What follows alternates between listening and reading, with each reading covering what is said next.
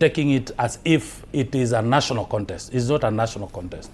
So what we are saying is that what we have done our part as a party, we have campaigned on the basis of the agenda of the people of Kalou. And we've also supported where the MP who left them, because he promised a lot of things that he was supposed to fulfill before he died.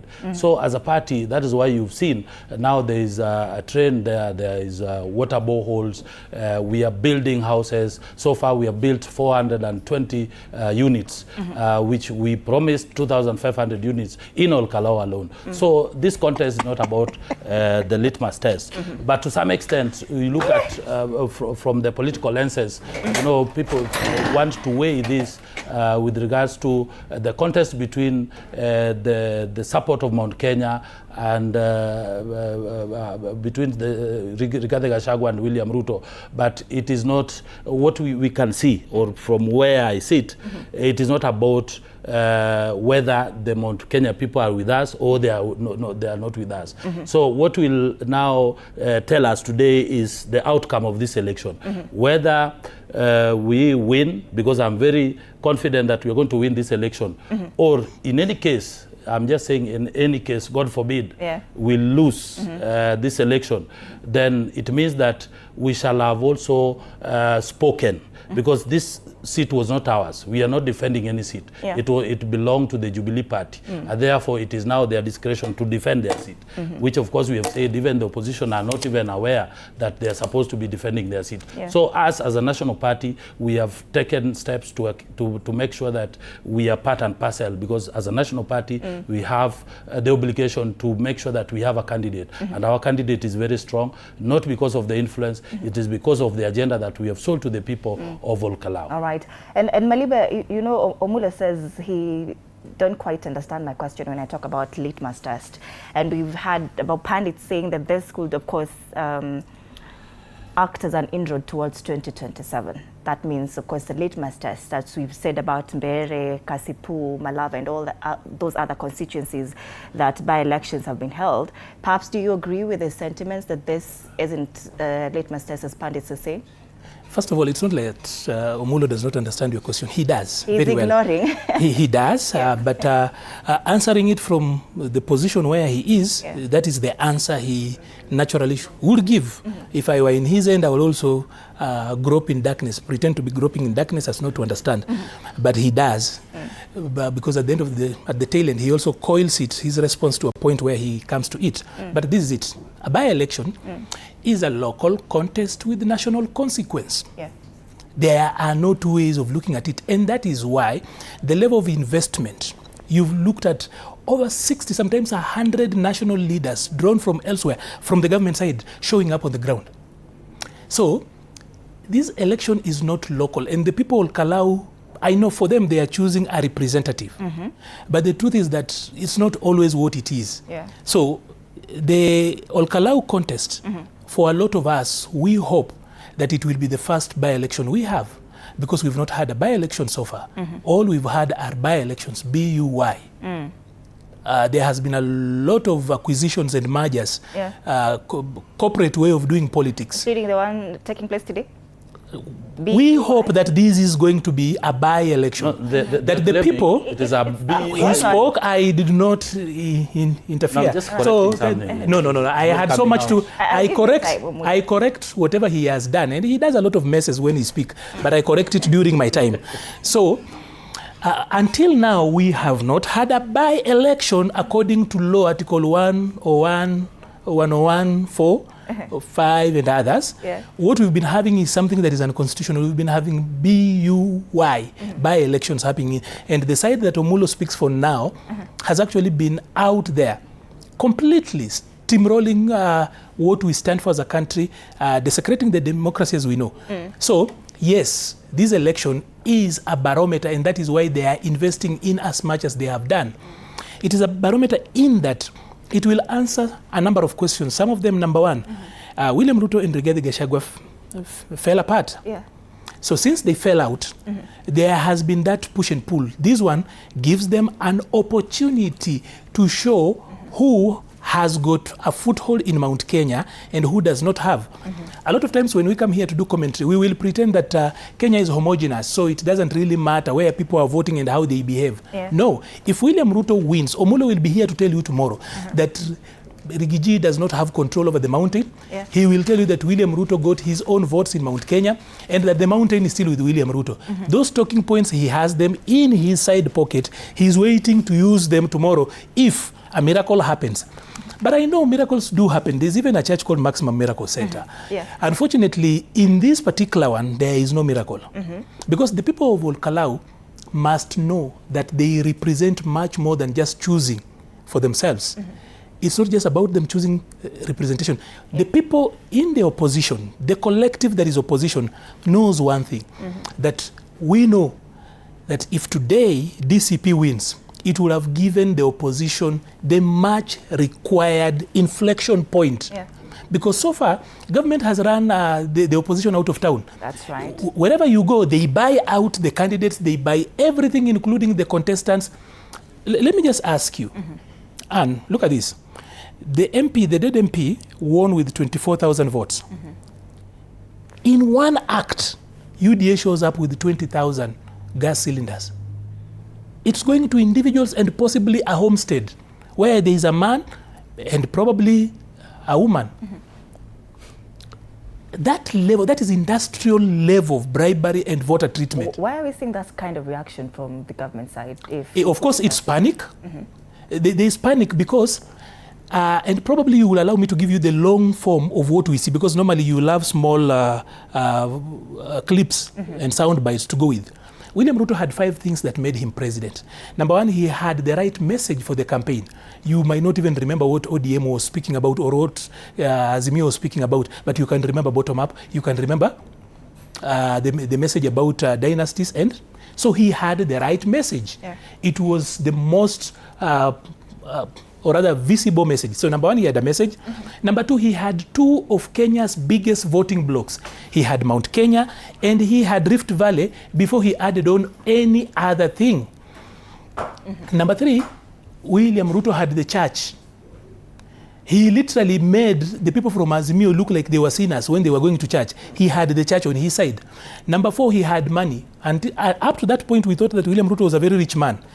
But then after elections, the Fafi MP, Yakub Sala, told us where the money had come from. And number 5, William Ruto had Moses Wetangula. Because in 2022, everybody, every county voted the way they voted in 2017, except for Bungoma. So the 233,000 votes that gave William Ruto the 50% plus 1, the vote that made William Ruto the president came from Bungoma. So let's start. Why I'm responding that question in long form is that number 1, does he still have the message? No. The message today, the national message that rhymes with everybody is 1 term. Naturally, you just, as in hata mtoto akizaliwa tu saizi pale Pumwani maternity, ukimshtua tu instead ya kulia analia 1 term. That is how it is serious. So, no, I'm just telling you that the most prevalent message today is 1 term. Number 2, and of course, the government has done a lot of mismanagement and misruling to the point that William Ruto does not have a narrative. The only narrative they are running with is Hawa wa Kabila. They are hoping that they can actually use that to spin. So he doesn't have the winning message. Number 2, does he have 2 of Kenya's biggest voting blocks? That is what is on trial today. Please allow me to cut you short, Maliba. On our screens tunaona kuna vurugu kidogo huko Kalou. Wacha hebu tupate sights and sound. Mnasema hivyo Dida, sio? Kabisa. Tusikie ni yepi ambao wanajiri huko Kalou.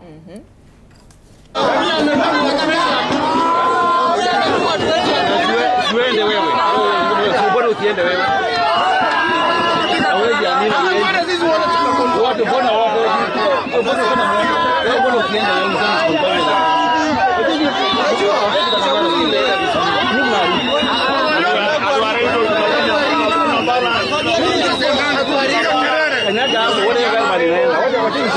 lakini yuko nani? Usikubalishe utajua.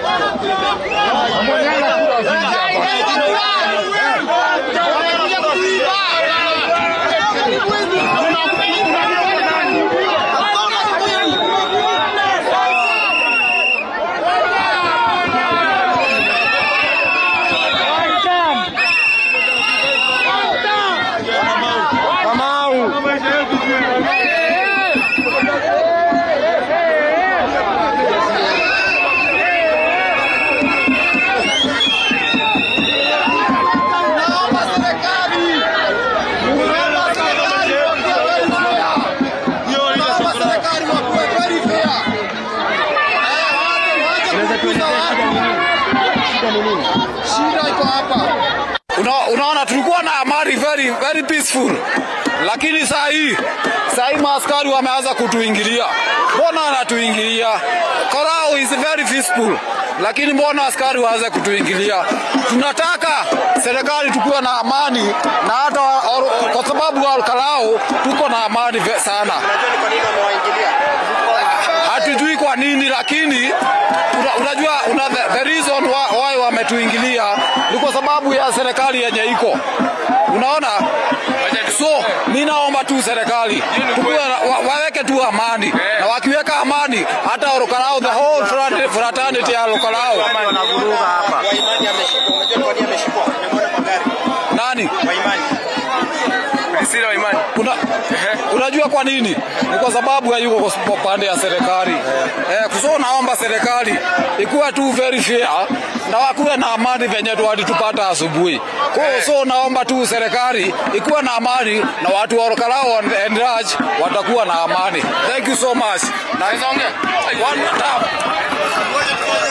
Hapa tulipo ni katika lango kuu la Kalou Comprehensive School, ambapo kumetokea purukushani baina ya wenyeji na maafisa wa polisi. Wenyeji wakisema kuwa maafisa wa polisi wameweza kupita kwenye lango kuu, ilhali wananchi wamesema kuwa wao hawataruhusu gari lolote kuingia mle ndani. Tunaona pia kuna watu kadhaa tayari wameshikwa na wameenda na hiyo gari, na hilo limeweza kuwafanya wenyeji katika lango kuu hili la kuingia katika kituo cha kupigia kura cha Kalou Comprehensive kuweza kuteta na kusema kuwa hii ni njama, huenda ikawa ni njama ya kuweza kuiba kura, na wamesema kuwa wao kama wananchi hawataruhusu serikali, hawataruhusu njia yoyote itakayovuruga amani katika eneo hili la Kalou. Kwa sasa tuko tu hapa nje ya lango kuu la Kalou Comprehensive, ambapo kuna hali tete. Maafisa wa polisi tayari, ukiwatazama upande ule, maafisa wa polisi wameweza kuja kwa wingi. Tunaona lori, tunaona pia gari ndogo la maafisa wa polisi wakiwa wamekuja ili kuanza kuhakikisha kuwa hali ya utulivu imerejeshwa. Lakini wananchi hapa wamesema hawatauziwa uoga. Wananchi wamesema kuwa liwe liwalo, lazima watahakikisha kuwa kura zote zimelindwa na hakuna mtu yeyote atakayeweza kuhusika katika udanganyifu wote. Kwa sasa maafisa wa polisi wako tu katika eneo hili, na tutazidi tu kukita kambi katika lango kuu hili la kuingia katika kituo cha kupigia kura cha Kalou Comprehensive, tuone mambo jinsi yatakuwa yakiendelea.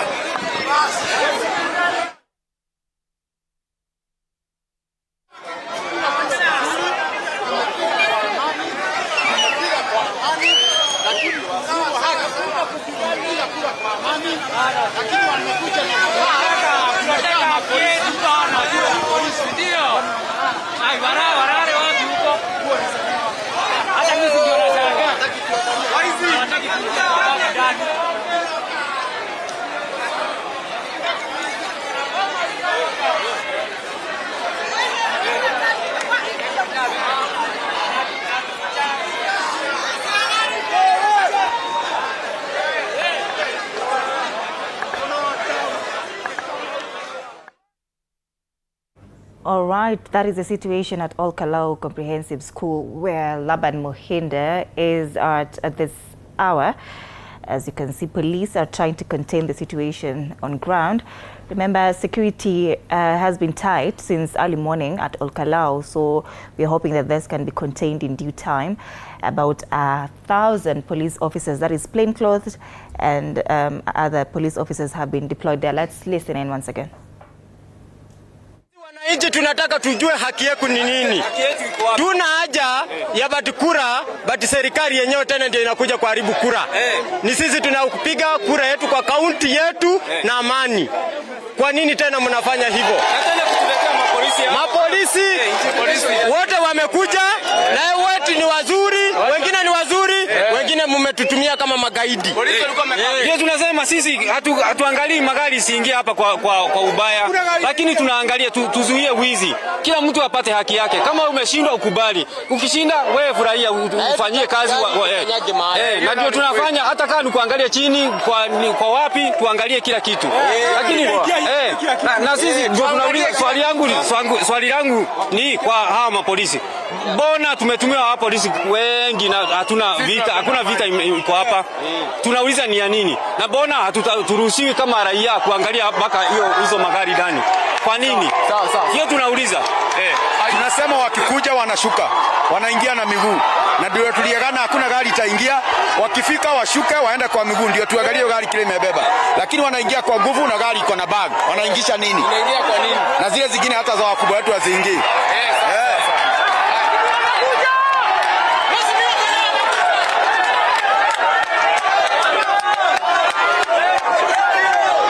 Anayewasili kwa sasa ni mgombea wa chama cha DCP Kamau Ngodho ama Kamau Waweru, baada ya purukushani kuweza kutokea eneo hili. Wacha tusikie yeye ataweza kutuliza hali na kuweza kurejesha hali ya kawaida ama kutaenda vipi.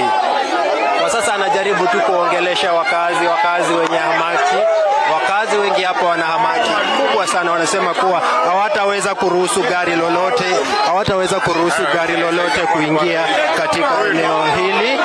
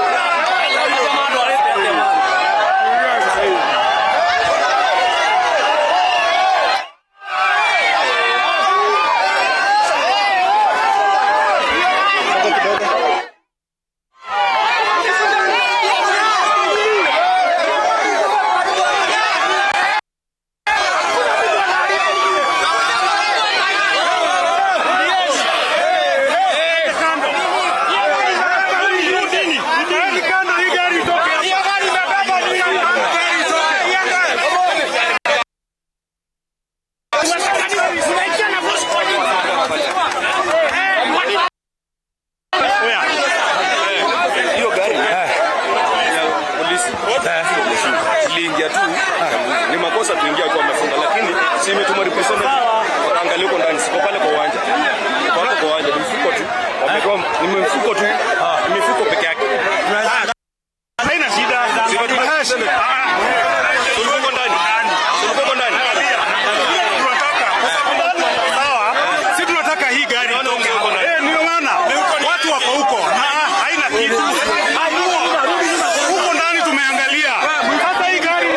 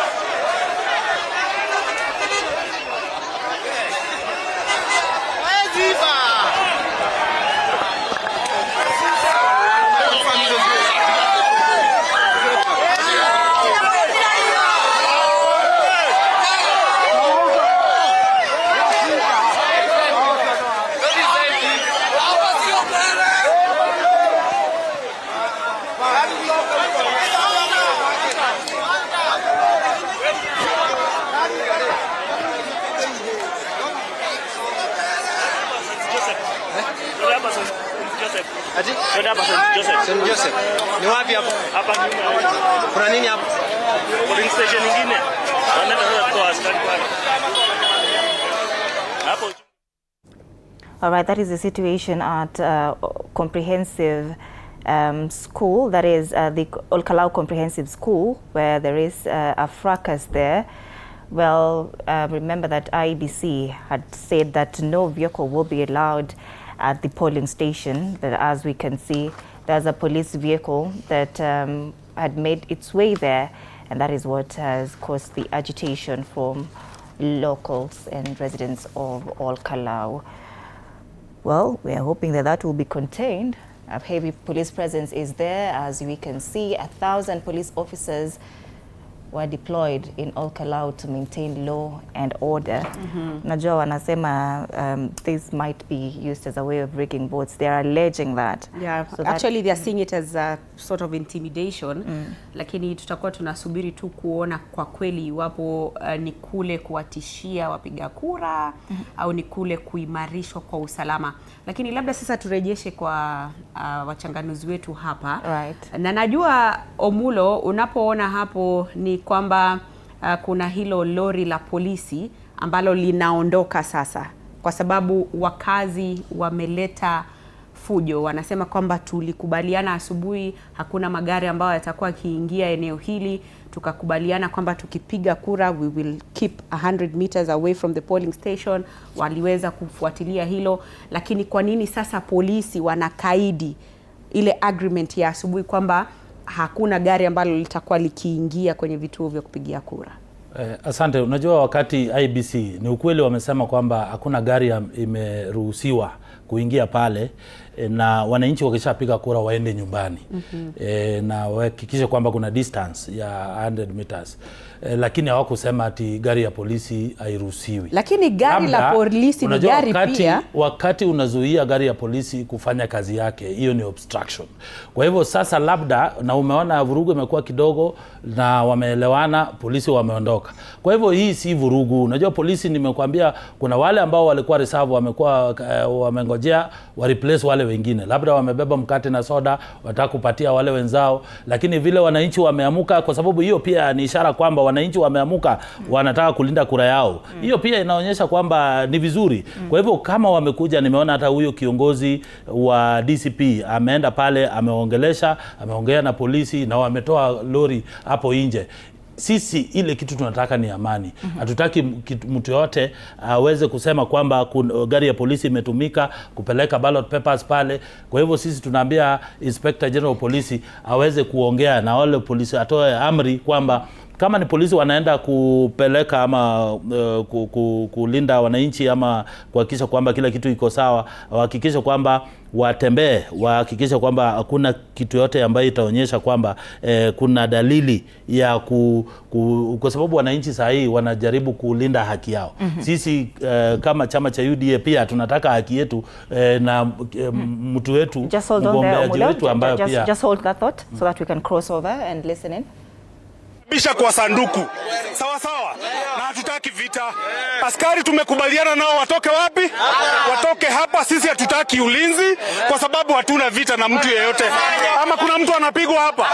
Kuna mtu anapigana hapa? So mimi nawaomba hivi, kwa sababu hakuna mtu tunataka kufungilia kuingia hapa isipokuwa magari. Tuko pamoja? Sasa kwa sababu sisi tuko hapa, hii ni ulinzi ya kutosha. Kwa hivyo hizi mawe ziko hapa, tuondoe. Tuko pamoja? Mheshimiwa Kamau amekuja hapa na nimeongea na yeye. Mimi ni agent, niko huko ndani. Kule kuko safi kabisa. Gari ya polisi ambayo imeingia hapa na bag imebeba nguo zao. Na tumelinda kura kabisa. So mimi naomba mkiwa huku nje muweke amani. Sasa tuondoe hizi mawe. Hivyo tu. Tuko sawa. Polisi wakuja na uniform. Hatutaki polisi hapa Kalou hawana uniform. Kama bwana ni polisi ukuje Kalou na uniform. Siku kuja umejifunika kama mwizi. Sasa kama umekuja umevalia hivyo tutajua aje wewe ni polisi. Hakuna polisi. Hiyo ni gun. Hiyo ni gun. Hiyo ni gun. Si ni kweli wananchi? Kalou ni yetu, Kenya tunataka ni amani. Hatutaki vita na mtu. Na kama ni polisi uingie Kalou na uniform. Hatutaki ujinga. Kenya ni yetu. Kabisa. Kenya ni yetu bwana. Lakini one time.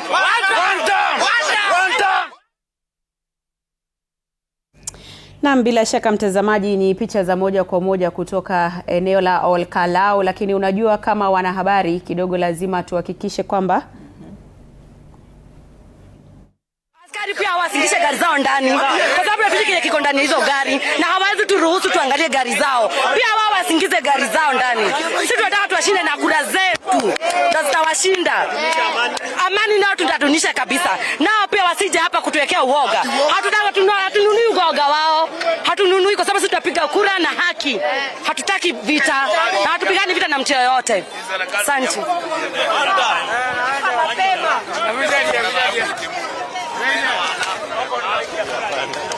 Amelewa.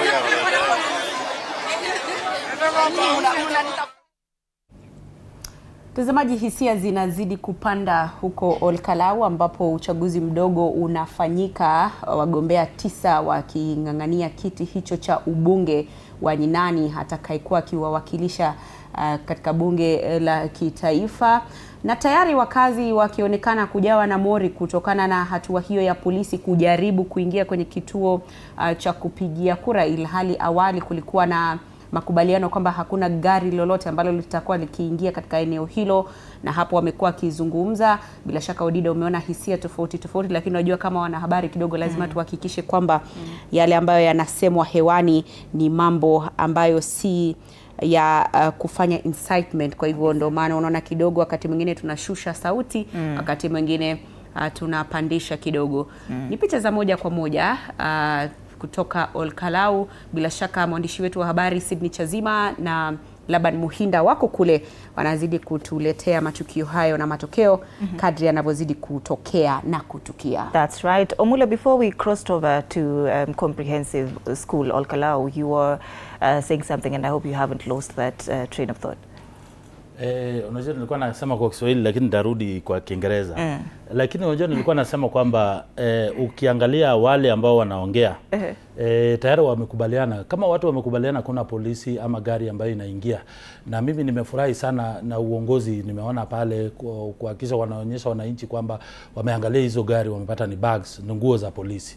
Kwa hivyo wamerudishwa. Kwa hivyo amani ndio tunataka. Na mimi nashuku kwa sababu nimeona tangu niingia hapa Maliba wako kwa simu, ni kama yende anatuma SMS pale kwa sababu ya uoga. Hapana, unajua sasa we must protect our guest bana. Nashuku kwa sababu yende yako kwa simu kila wakati. But now let me permit me to inform the party leader of PPA, because he's a party leader who does not understand how politics is done. This is not the first by-election that we are going to win. We have had Mbere, we have had Malava, and all other by-elections, including county assemblies, and we have won all of them. This is not the first one. So you should not brag about it, because us, we are very strategic. We are selling our agenda. You know, and we have the good thing is that Maliba is here to defend himself. Secondly, saying that Maliba, right now we don't have a narrative. Let's give him a chance to also respond to what he's saying. I'm just informing him. I'm just informing him. Well, I think the message is home. I do not need his information. No. All right. So we start from this place. Okay. So first of all, speaking to what has happened there, it's clear if there was an agreement earlier on, and that was the standard set from morning, that all of us, and myself and Omulo have actually contested in one election, and he knows how what looks like it's a small issue can actually ruin the whole thing. So, if the standard since morning has been that no vehicle drives into the polling station, and that has been maintained and it has cut across everybody, you don't show up in the middle of the day with a lorry full of people carrying what is alleged to be clothes, and you want... What is the purpose of clothes, you police uniform, inside a polling station on this day? They can get any other place. Kwanza ni askari wanaweza hata kuvalia msituni. They have no business going into the polling station. If the standard since morning, I know, because before you become a political expert, an elections expert, you must also be an expert in stealing votes and playing those games.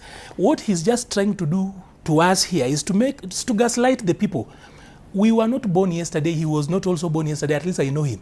And as a former goon himself, he knows the means and ways of causing problems. Why were the police insisting in getting inside? And by the way, it's not just at Kalou Comprehensive School. There has been a similar incident at Mumbi Primary, for example. So, as in, at least for me, I follow it. For him, he is waiting for instructions and talking points from Hasla Plaza on Ngong Road. But I am talking to friends and people who are on the ground. Yeah. So that's the difference. So it's okay. So are we saying that they're doing it intentionally, perhaps? Because what was the insistence for? And let's ask this question. Since morning, both the opposition and government side have agreed that no vehicle drives into a polling station. Since morning. Then in the middle, you are bringing an FTS lorry coming in with people allegedly with clothes. Ata mkate inaweza beba kura. We have seen people sneak guns ndani ya mkate imewekwa bunduki. So can the standard be maintained? The whole idea is that the police had no business insisting to go in. Hiyo kitu wanataka kubeba makuweko kwa chini, watoke wabebe na mguu. If the standard has been the same, because there was no work that required police. This is not obstruction of police. Because hakuna kazi yao huko ndani, ati wanataka kutumia polling station kuweka nguo zao. Hawana pali ya kuweka store. There is no police station in Kalou where they can take that. This one, the police went to incite and to provoke the peaceful people of Kalou. They need to stay away. And then to actually imagine that they were insisting to go in, it's unnecessary, because once this goes out, people start sending out texts to each other telling them, wamejaribu kuingia Kalou Primary, kimbieni muende mlinde zile zingine. That's normally how it starts. So the OC, the officer who was actually running that particular op, or rather the leader of that particular group, it was unnecessary for him to insist, whatever it was. Today, the polling station does only one work: to receive voters, to receive the votes, and to count it, not to store police uniform. Omulo, what is the justification for the other team not keeping the end of the bargain? You know, when these two groups agree that no vehicle is getting into the polling stations and one side decides to, go against that, then what is the justification for that? There's no agreement between two groups. That is a policy that was, given by... Then why did one team break that? But you see now, the fact that they say that no vehicle is allowed access, that does not exclude emergencies, especially ambulance and police.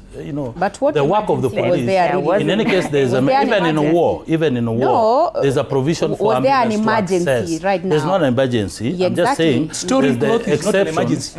That when you say that vehicles are blocked, that does not mean that you cannot allow an emergency situation. The work of police is not to count votes or to preside over election. Their work is to protect the lives. The question is, why are they going in there with a vehicle? Maybe there was a reason why they were going there. What is the reason? As a police officer, they have given. That's why. Let's give the reason they have given. Agreement. It's not conjecture. You say they have discussed it and they have already left. This process has been peaceful. It was unnecessary to provoke. That conversation is very important. But you see, on our side, we are not even crying. We are not crybabies. I understand where they're coming from. Maybe because of the lack of trust between the people and the police. Yeah, there's no any other justification. It's about lack of trust. And also, again, people are afraid that maybe because the other candidate is on the side of government, maybe the government can use other means to cause other havoc. But I agree with them. But you see, now there's an agreement, and that's why you see you no longer see the police officers. But be that as it may, Maliba knows very well that in an election process, the people, the moment they have casted their vote, they're supposed to go home. They're supposed to wait for that's the votes to be counted. They allow the IBC their duty to count those votes and to announce, because not the people will announce the vote. Maliba. It's about the law. So it would be wrong for Mulo to say that the law says that once you cast the vote, you go home. The law, as we know it, in the IBC regulations, general regulations, it says that people who are not voting or on the queue should be at least 100 meters away from the station. Then why do we have agents? So, forget that. I'm talking about the law. Whatever you're doing is a spin. Trying to tell that the law says that you go home. No. You go home. That's why you have agents. If you have no business, you have no way of milling there. This is telling people to go home is what the police and the public order, people dealing with the public order have dealt with. Otherwise, it's not in any law, not regulations, not policy, not the law. So you cannot tell us that it's legal when it's not. And the people, by the way, who have stopped the police are not in the polling station. They are watching from afar. Right. That is democracy. So when you try that you can sneak in, you want them to go home so that then you come quote and quote to stock clothes. That's what people are actually saying no. But now if our own people have been told not to drive in, hata nyinyi hizo nguo. And by the way, do you know how ridiculous the explanation that tulikuwa tunakuja kuweka nguo ndani ya polling station is? It's so ridiculous. As in, of all the places, hakuna polling station. But police station. They've confirmed those are clothes. No, who has confirmed? The person who has confirmed is actually, no, it's an IBC officer. It's an IBC officer. What are those clothes doing there? What are they? And the 16th. What are they doing today? The clothes include jackets because you see. Why? Have you been there? Have they told you? No. This is something you just see. You don't need. You see? Did you see? All of us were here watching. You cannot create. You know, it cannot be. You can have jackets. You accused Maliba of sending intel to you cannot be this ridiculous. That on the polling election, on the election day. Yeah. Can you see how obnoxious somebody can be? That on the election day, saa 7 ya mchana.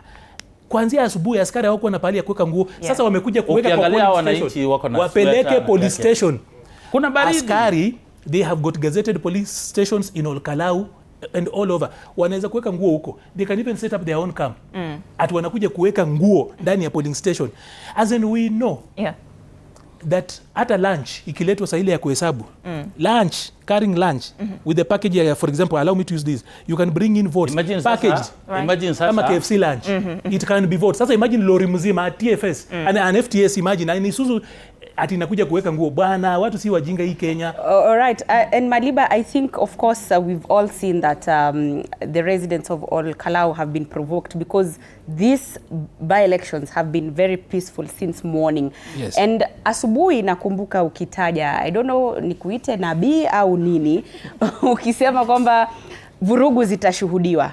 Akapinga hapa Omulo akasema hazitashuhudiwa. Lakini labda swali langu kwako Maliba na hata Omulo, nitakuwa nakupa nafasi kujibu swali hilo ni kuhusiana na iwapo kama taifa tutawahi kufikia viwango ambapo tunafanya uchaguzi ulio huru, haki na wa usalama bila vurugu. Kwa sababu tulitarajia angalau ilikuwa imefika saa 6, saa 7, lakini saa 7:30 vurugu zikazuka. Je, kama taifa tutafikia viwango hivi ambapo tutakuwa tunafanya uchaguzi ulio huru, haki na salama, na iwapo tutafikia viwango hivyo tutafikia kwa njia gani? Ili tuwe na uchaguzi ambao ni huru, ambao uko na amani, salama na hizo zote that IBC talks about, itabidi tujenge institutions. Unajua kwa saizi shida kubwa ya election yetu ama uchaguzi wetu ni kitu inaitwa trust deficiency. Hauwezi amini hata mtu akikwambia anakuja kuweka nguo. Yaani leo siku ya uchaguzi ndani ya polling station, hiyo ndio mtu anakuja kuweka nini? Anakuja kuweka nguo. Hatuwezi kuamini. That is why ballot boxes lazima zikuwe transparent. Kabla zitumike lazima kuwe na agents wa confirm. So we have got a serious trust deficiency in our systems. So ili tufike hapo pale penye unasema ni lazima IBC iweze kuwa ni chombo ambacho kitaweza kufanya nini? Kuheshimika na kukua mtu anaweza kuitrust. Kitu cha pili ni wale let me call them auxiliary support services zenye zinapeanwa kwa IBC kama polisi kwa mfano. Kwa hii nchi ni watu wachache sana wana bunduki. So kama during campaign tuliona watu ambao wanatumia magari ambazo hazina number plate, wakichapa wale watu ambao quote and quote walikuwa ni wapinzani wa serikali, watu watajijazia wajue ni nani ako na access to bunduki. So ikifika siku ya election bado watu wote umeona wamekaa karibu, wako macho. Kama tumeset sheria na baadaye watu hawaja enforce sheria mpya, wamesema kuanzia asubuhi tulisema gari lolote lisiingie ndani ya polling station. Kama ingekuwa ambulance inajaribu kuingia hapo, kunasema kuna mtu anahitaji medical help anajaribu kuingia hapo, alafu watu wakaistopisha, tungeenda sana. Na hata pia tunajua nchi hii tumeona ambulance ikisafirisha bunduki, tumeona ambulance ikisafirisha ballot boxes, tumeona ambulance ikisafirisha hata bangi. So hata ingekuwa ni kitu kama hicho tungesema labda hawa watu understand. So why were the police insisting to go in? It's provocation. And I can tell you 100%. Saa ile ya frustration inaanza kufika. Frustration hour inafika. Hii ni kama the 86th minute kwa World Cup. pale penye timu zinaonjika rahisi. Hapa wale watu tayari, kama ulikuwa una run data, especially the GOtv Get Out the Vote, tayari unajua kama watu wenyu wameshinda ama watu wenyu wamefanya nini, watu wenyu wameshindwa. Tayari uko na indication. Ama kama umefanya exit polls, kila mtu akitoka kufanya exit poll unachukua samples randomly, you already have got a feeling ni watu wa side gani because watu wakitoka kupiga kura huwa hawafichi. Wakienda kupiga ndio wanaficha, lakini wakitoka ukiwauliza, and that has been tested elsewhere.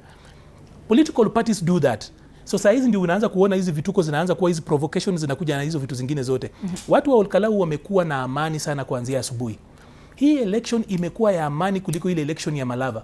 Imagine ile election ya Malava ilikuwa ni kama watu wanapigana, unafikiria ni kama as in tuko katikati ya vita, lakini hiyo IBC haiko cancel.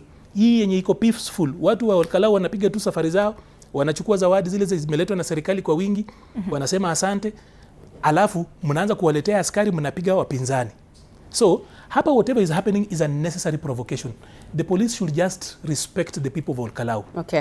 Wacha nisikie kutoka kwako Omulo, itatugharimu nini kufikia viwango vile ambavyo kama taifa tunaweza kufanikisha kura kwa njia iliyo haki, njia ya usawa, njia iliyo salama, ambapo hatushuhudii vurugu kama hizi ambazo tunaona Olkalau sasa? Kwanza kabisa unajua mimi nimeshangaa kwa sababu hata umeona, hata isipokuwa mimi niko pande ya serikali, nimeongea vizuri na nikasema kwamba huyo candidate wa DCP ameongea na polisi na hakuna vurugu mahali nimeona. Nimesema hizo ni isolated cases. Na unajua Maliba anangojea kitu kidogo, anawika kama mtoto mdogo. Na mimi nimekuambia sisi hatujavuruga, hakuna mahali umeona candidate yetu hata mtu yote, hata police station nyingine, polling station nyingine kama polisi wamejaribu kuingia. Ni mahali moja, unajua kila polisi wako na komanda yao. Labda huyo komanda alikuwa na mambo yake, kama anataka kuingiza gari ama alikuwa na sababu kwa nini alikuwa anataka hiyo gari ingie. Haimaanishi sasa kuna vurugu Olkalau. Na hii kura itafanywa na vile inatakana ifanywe. Na hiyo ndio sababu, hiyo ni kazi ya IBC. Ndio sababu wako na haki yao. Lakini unajua itafika kiwango kwa sababu mahali sasa tutakuwa na uchaguzi ambayo iko na haki na uhuru, kwa sababu wakati wananchi wataamua na wataamini IBC. Ile kitu ambayo iko pale ni kwamba hii timu ya kina Maliba hawawezi amini tume ya uhuru. Hata kuanzia hata nchi zingine, upinzani yoyote, upinzani hawezi amini tume ya uchaguzi. Hata UK utaona lazima watahakikisha wanaona ni kama hao watu, lakini ukiangalia process ama ni relative ya watu ambao kwa serikali leo. Kwanza nilikupatia nafasi lakini ulikuwa interrupt sana. Mimi ile kitu nasema kwamba wakati tulikuwa tunachagua IBC, wakati wa IBC walikuwa wanachaguliwa, uliona process yote ambayo iko kwa kikatiba. Walinominatiwa, hata hao wenyewe walikuwa kwa panel, wakanominate hao watu, wakapelekwa katika interview, wakapitishwa bunge. Hakuna mtu yote alilalamika isipokuwa Kalonzo wakati alikuwa na issue na watu wake ambao walikuwa kwa panel. Kwa hivyo sisi tukuwe na imani na hao vijana hao, kwa sababu si wazee. Huwezi compare Ethicon na wale ambao wamekuwa chairman wa IBC. Wale ni vijana ambao wanaelewa kazi. Na unaona hata wamezindua hivi karibuni strategic plan, roadmap, timelines, na hata sasa hii this is the first time umeona wanajaribu kufine hata wale ambao wamekosa. Lakini shida ambayo iko ni akina Maliba wakiona kidogo hivi, wale wamepewa faini washakimbia kotini. Hao ndio watu wameenda kotini kupigwa faini ni watu wa serikali. Hao ndio wanaenda, mbunge wa opposition. Hao ni wapinzani. Alikuwa anapeana pesa zenu. Watulie. Hii uchaguzi ya leo itakuwa ya amani. Results itatangazwa. Sisi tutashinda. Akina Maliba wakishindwa waite press conference, wakubali, wasupport candidate ambaye amechaguliwa. Sisi pia kama itakuwa kwingine, sisi pia tutafanya hivyo. Kwa hivyo tunataka amani ikue. Watu wahakikisha kwamba kama ni mambo za campaign wakuwe wana campaign kulingana na sera ambayo wanaambia wananchi. Sio mambo ya ni vizuri tuseme hivi. The reason why watu wana call out any act ya kitu yote inakaa suspicion because it does not take 1 hour hata 30 minutes watu kuiba kura. It takes a second. Kwa hivyo huyu tukifanya kura za National Youth Council alikuwa rigged out huko Dandora, huko chini. Alikuwa rigged out. in a very short moment na yeye nilikuwa ningependa sana akuje juu, so at least anajua ile vitu tunasema ni za ukweli kuwa it does not take long. Umesikia alisema mimi ni muhuni na hata ukiangalia sura yangu mimi si muhuni. Lakini sasa anasema mimi ndio nilirigiwa out. Sasa mimi nitakuwa muhuni kweli. Kwanza hiyo siku kama ningekuwa nimerigi, kwanza hiyo siku akakuwa muhuni. Sasa anajicontradict. Kwanza hiyo siku akakuwa muhuni because mimi ninajua yeye mwenyewe ndiye alirigi kura yangu. Ndio naona hii hasira ako nayo. Unaona hii koti yako nayo. Hii ni good. You know, Mulo mentioned something about this is now IEBC's responsibility to ensure that we have an election where we're not seeing any form of commotion or any form of violence. But are they dropping the ball, being that this is also a litmus test for IEBC, being that, you know, today, this is their first test? Today it doesn't matter whether you are the president, you are the IG, you are a party leader, you are an MP. Once you are in Olkalau, within the gazetted precincts of polling stations, you are under IEBC. So today in Olkalau, the Lord over everything is IEBC. Once you are within the prescribed 100 meters around a polling station, if a presiding officer tells you, move, you move. So the police, MPs, waheshimiwa or anyone, hata kama ni IG, akiingia pale Olkalau Comprehensive School, ako under IEBC. And therefore, the police have no voice ya kuja kuambia watu, tumekuja kuweka, sijui tumekuja kufanya nini. Once sheria zimekuwa established, people are simply asking the IBC people, vile tumeelewana asubuhi ndio vile mnafanya, na vile mnafanya ndio vile tumeelewana. That is what they are keeping, that is the standard. So IBC drops the ball when some other voices starts to come into the spaces that should predominantly be their domain today. So we should not be having a place. The person today now who is the commanding officer of that school, hata kama huyu mtu mwenye alikuja hapo is an SSP, is a commission of police, it doesn't matter. Once he wants to come in there, lazima apate ruhusa ya nani? Ya the presiding officer mwenye yuko kwa hiyo station. So it's for IEBC to actually put down their foot, and that is why their feet, and that's why we are saying we need spine. We should not be having police addressing people next to a polling station when there is a presiding officer, na sio kitu ile ati they are negotiating about access to a polling station. That is unnecessary, and by then it should be condemned. Let us not normalize that. Let us not try to actually gloss over that issue. That was, hata ukitaka kuitaje, hiyo ni tabia mbaya. It was wrong for them to attempt to do that and to even insist. So I know Omulo must actually come out and try to project confidence. But we know wale watu wenye wako na tension ya kupoteza Olkalau ni side moja tu. We know that Olkalau has already made their decision. We are not crying. All right. You actually are crying. Maliba, just to update our viewers on what is happening there in Olkalau, a tear gas canister has been dropped there, and you know tension is building up at Olkalau Comprehensive Primary School. And once we have all the details, we'll be bringing our viewer up to speed with everything that is happening there. There's a running battle, as you can see on your screen, that is still in Olkalau. What is causing this is yet to be known to us, as you can clearly see on the screens. All right, Maliba? So, you see, that simple act of quote-unquote coming to store clothes has all of a sudden messed up an election that has been peaceful since morning. And that is why we must actually castigate that act. It looks so easy now. You have got running battles that should not have been there in the first place. A polling station today does not serve as a place where you keep clothes. It doesn't mean hata by the kama ni nguo ya rais. So let us not make it look like it's so keeping police uniform is a sacred thing. In the polling station today, the only sacred thing is the ballot itself, not any other thing. So it was unnecessary for them to do that. The IG actually needs to call his officers to order, because now once we have got canisters being thrown around, you then are going to infect. You know, running battles are actually very infectious. When we were young, going to college and causing problems was actually a rite of passage.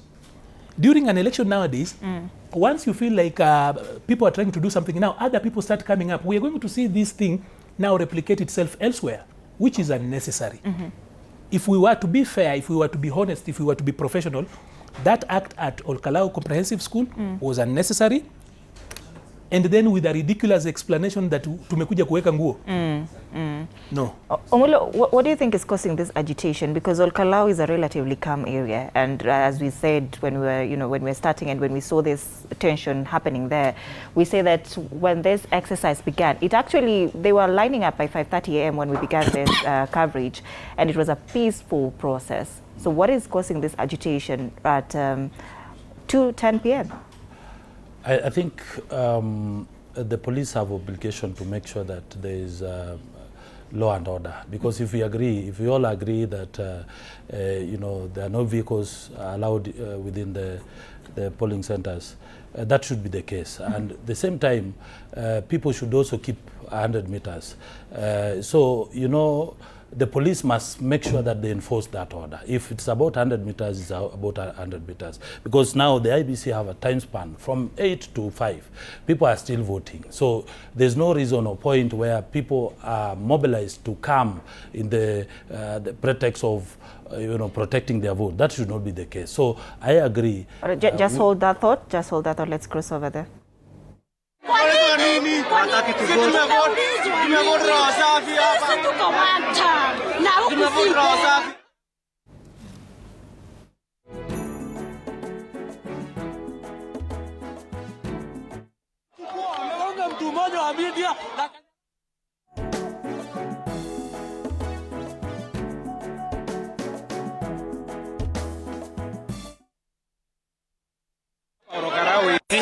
Na tumekutwa hapa na sijui ni maaskari ama ni gunzi inakuja na gari. So sisi tunauliza kitu ya AC na haina furugu, wanalete furugu za nini? Hiyo waache turushe kura na amani, na sisi tunataka amani. Lakini wakitaka furugu na sisi tutafuruga, lakini hatutaki. Hiyo tu ndio tungesema. Lakini sisi tukae amani na wale askari wako pale hawatuulizi na sisi hatuwaulizi. Sasa gunzi yenye imetoka pande ile ndio inakuja. Watu wakiwa juu ya gari, mtu anakuja kutushoot na kurusha tear gas. Sisi hatujui wametumwa na akina nani. Gari imekuja ni Sumbaro na hii TX ambaye haina number plate. Na hiyo ni mbaya sana. Na hiyo kama wakazi wa Kalou hatutakubali. Kura ipigwe mpaka jioni, ihesabiwe, mtu akishindwe aende nyumbani. Mwenye ataenda tuende na yeye. Hivyo tu ndio tunasema.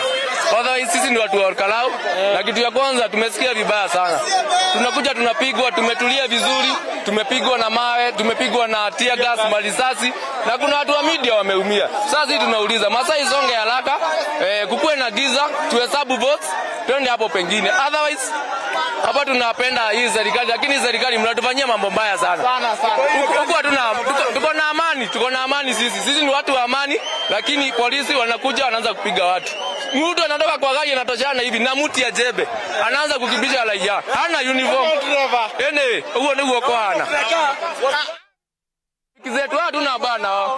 Hawa ni marafiki zetu wako na uniform na tunawashukuru. Wenye wana uniform ndio wanatupiga. Na unaona hawa wametulia, hawana ubaya. Wenye wana uniform wako na miti kubwa, hao ndio wanatuangamiza. Hawa hajarushiwa. In the meantime sisi ni watu wa Kamau. Shukrani. Tutamwaga moja. All right, these are views of the residents of all Kalou who are casting their votes at the moment, and we can see tension build up.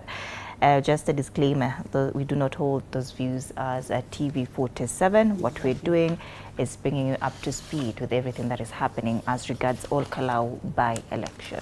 Na mtazamaji, bila shaka unazidi kufuatilia matangazo haya ya moja kwa moja kutoka kwenye chumba chetu cha habari hapa jijini Nairobi, tukiungana mbashara na waandishi wetu wa habari kutoka Kalou, ambako leo wapiga kura 73,480 wanafika katika vituo 144 vya kupigia kura kuweza kutekeleza wajibu wao wa kikatiba, lakini maji yamezidi unga, wakati ambapo polisi kidogo wameonekana ni kana kwamba wanajaribu kuingia kwenye kituo cha kupigia kura tofauti na ilivyokuwa imekubaliwa, na vile tofauti na ilivyokuwa imewekwa na tume ya kupigia ya uchaguzi na mipaka nchini IEBC.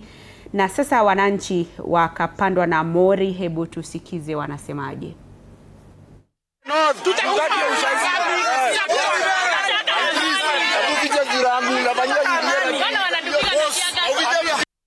Kila mtu wako kwa station zote. Watu wa Kalou watokee, sikiza naongea. Watu wa Kalou watokee wote. Wasecure polling station zote. Kama venye hii imedefend. Watu wa government wanakuja hapa, wanataka kuingia. Sikiza. Wanataka kuingia hapa na hizo marked ballot papers. They will not. Hawataweza kuingia nazo hapa. Hata polisi wako side yetu. Hata polisi wako side yetu. Sawa? Sawa. Waambie sasa wakuje. Polisi. Kama hujui sijui hata uko wapi. Kama hujui hata pia wewe sijui uko wapi. Lava kwa uso hivi.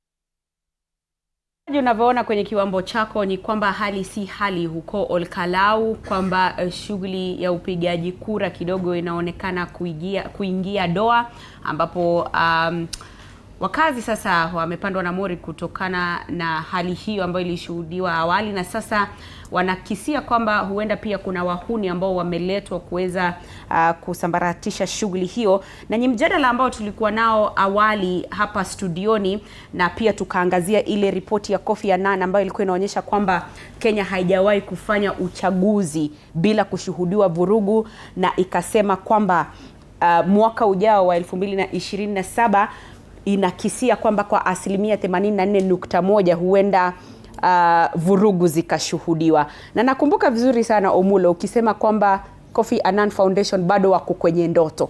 Bado unashikilia msimamo huo kwamba bado wako kwenye ndoto? Bado wako kwenye ndoto, kwa sababu unajua ile kitu tunaona hapa hii ni kitu ya kawaida, what we call political contradiction. Ni kawaida kuona vurugu Unajua wakati kuna contest, ama kuna watu wanapingana, lazima kuna tension, lazima kuna moshi, kuna temperatures, mtu anakunywa maji kwa sababu ile anajua anatarajia kushinda. Na pia lazima weke hopes kwamba maybe kuna mtu pia anampangia, mwingine anasema huyu mwingine anampangia.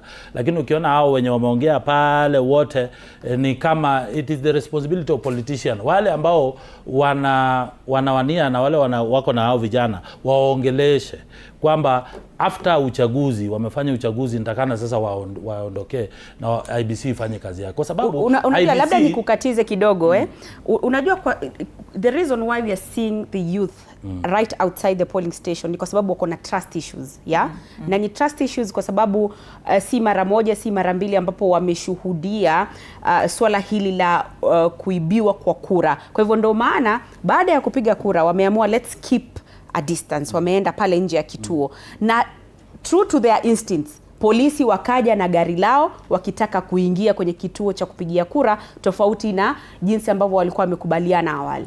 Hebu nikuulize, unajua IBC hawana power ya kuinstruct police officers. They are not police officers. No, but we agree that everyone ambaye ako kwenye kituo cha kupigia kura yuko under IBC. Through collaborations, wanataka pia assurance ya polisi, because hao pia wako na watu ambao ni binadamu. Wanataka pia wapate protection, kwamba wakati wanafanya hizo shughuli zote pia wako na ulinzi ya kutosha. Protection from who? This has been a peaceful, Omulo, just allow me. You know this has been a peaceful process since 5:30 a.m. Then when you say they need protection from who? Because that's how residents of Kalou wenyewe wamesema they are very problematic. From Kalou where we've lost IBC that officials. Is conjecture. From which because now we are in Kalou, from which Kalou has an IBC officer complained because you are taking us on a merry-go-round. No, that is why we must intervene. Let us you asked what was the need for the police to get there. The police have said here that wameenda kuweka nguo hapa, and Omulo is telling us that we have had cases where the police wanasema wanataka kuweka nguo. All right, let's allow. Wamesema where are we? We were here. Mwenye amesema is an IBC officer. Mwenye amesema mtu wa nguo ni agent wa candidate wao. That is a lie. Amesema yeye mwenyewe amesema that is a lie. The officer spoke. It is on record. The officer said mwenyewe amesema ameangalia hiyo gari ameona kuna nguo peke yake. Kwa hivyo unajua, and they are not going to allow those games. You are not being objective. You've been subjective from the very beginning. And the more we allow this subjectivity here, you gaslight the people and then we get around with that. All right, let's allow him to finish his line. Don't be a no, you have been a goon throughout. No, just be a gentleman. You've been a goon throughout and I have allowed you. What we are saying, what I'm doing at the moment, you kulinda mwananchi. We are resisting. There are ground rules we have agreed. One, we have said that according to the regulations that he was talking about, no vehicle is allowed at the polling center. And that should be the case. Secondly, after voting, because the process is still going on, nobody is allowed within or 100 meters. 100 meters. That should be kept. What are those people doing there?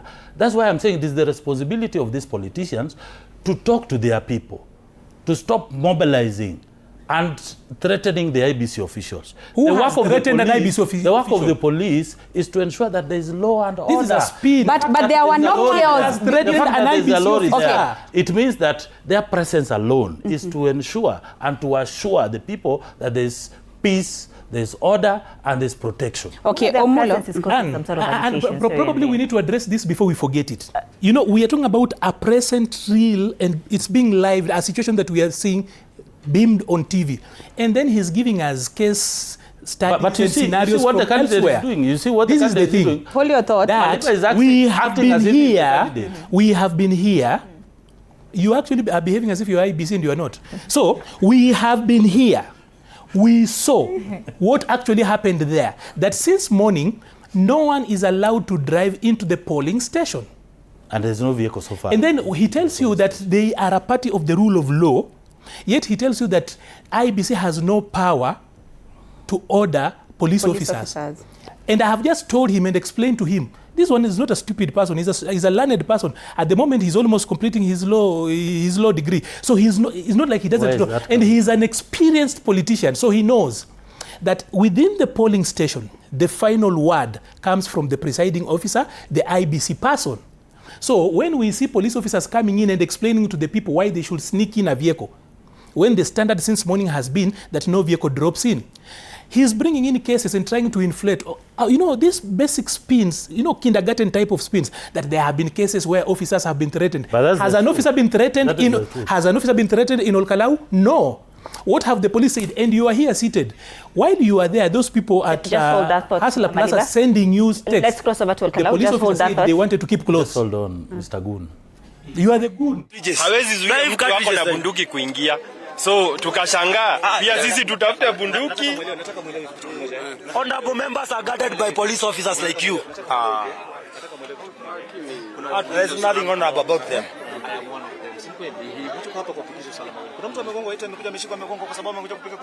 Hakuna. Tuko hapa kuhakikisha ya kwamba zoezi hili linaendelea vizuri. Kitu ambacho hebu angalia, nataka uangalie hapo. Angalia wale watu wanasema sio wanaongea ovyo. Hebu jaribu kuangalia. Jaribu tu kuangalia. What is happening, officer, with all due respect, they are trying to get ways to penetrate these police stations. Yes. Those thugs, they had already made way in St. Joseph. And they already hata mobi wameingia. Relax. Tumetoa Subaru ndani ya St. Joseph with guys that are properly guarded, yes. And they are fired. I'm holding the cartridges. So they are using the same tactics. Kuna shida iko imetoka. Kuna watu jua vijana hawa wana protect. They are protecting. You are a representative of the security agency. So we might not only be telling you because of this specific polling station, but also to the other neighboring polling stations. As a leader, ngoja. Niko na patro, sinifunge na nikupe namba yangu ya simu ukitaka nikufungulia unipigie. We are requesting you. It's okay. We are requesting you. If any vehicle gets in, that is account for. You are we are also requesting you.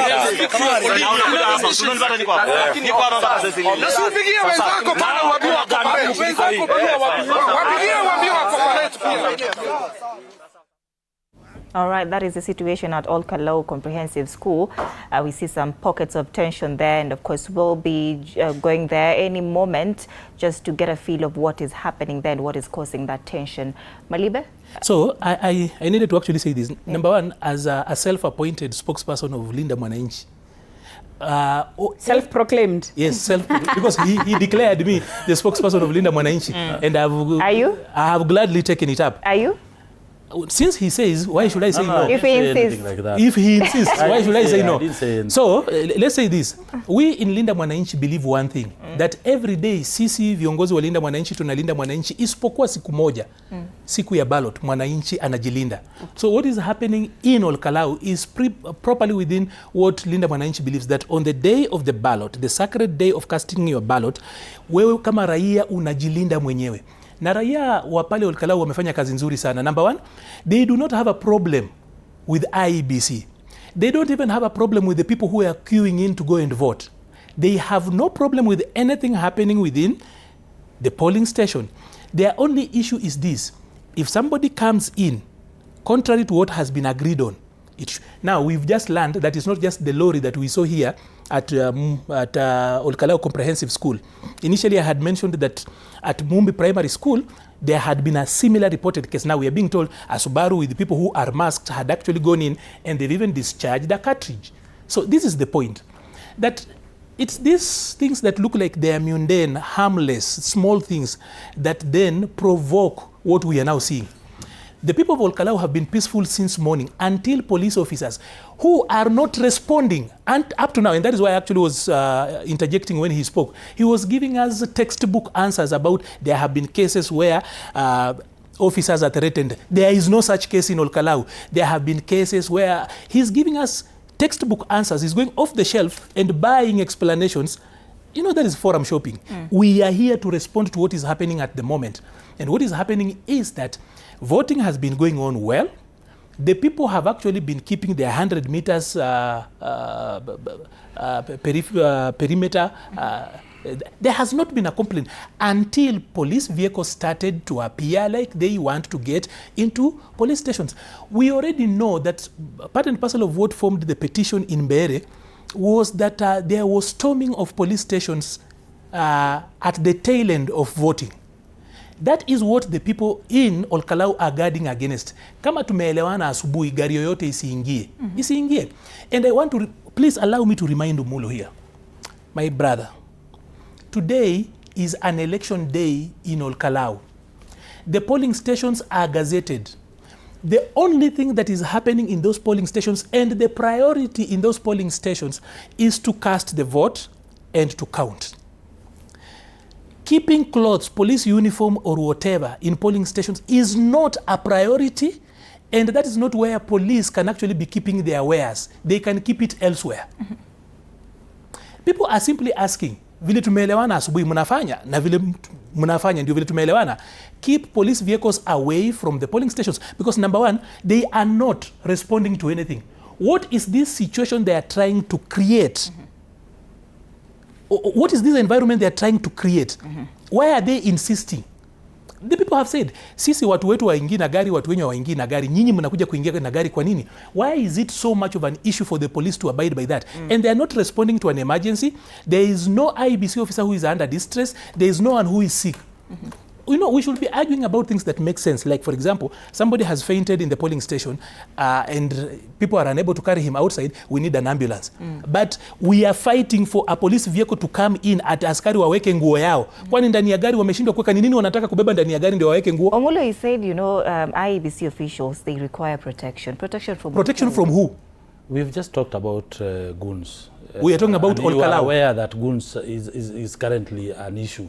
And there the were reason no why police goons in Old officers are there Omulo, there are no goons in Old The first Kalou? priority is to protect the people and the police. You know, when I'm giving my my statements, you guys are interrupting me. You allow Maliba to spread rumors and propaganda and speculations about issues that are, you can see them with your own eyes. No, Omulo, we have just said, we have agreed. areas we have agreed. And what you can see, I've just said that it is the responsibility of politicians, especially the people like Maliba, the people who are the chairpersons and the spokesperson of the goons in Kalou. They're supposed to talk to their people so that their people can calm down. They wait for the result. In any political context, there's what we call contradiction and controversy. And there's a loser, there's also a winner. I want and in that context, those terminologies. He spoke about political contradiction. Just allow me. He believes in two sets. Just allow me. Just allow me. There's a loser, there's also a winner. The loser will either agree in principle or disagree, has a winner and has a remedy, and that remedy is to go to court. Who is the winner? That's the process of democracy. So you are telling us about going to what court is now happening before we count? The people you are seeing that are trying to cause havoc there, they are the people that belongs to the Maliba's people. They have been mobilized. They have been told that there are people who are planning to the people have been mobilized, but these ones have mobilized the police. No, you've never seen. Once you bring in people who are masked, our candidates, if you mobilize the police, what are the other people supposed to do? It's just about the fear of losing. All right, so people should just calm down, and we have agreed. Tell the police to stay away. Furthermore, the voting process has not ended.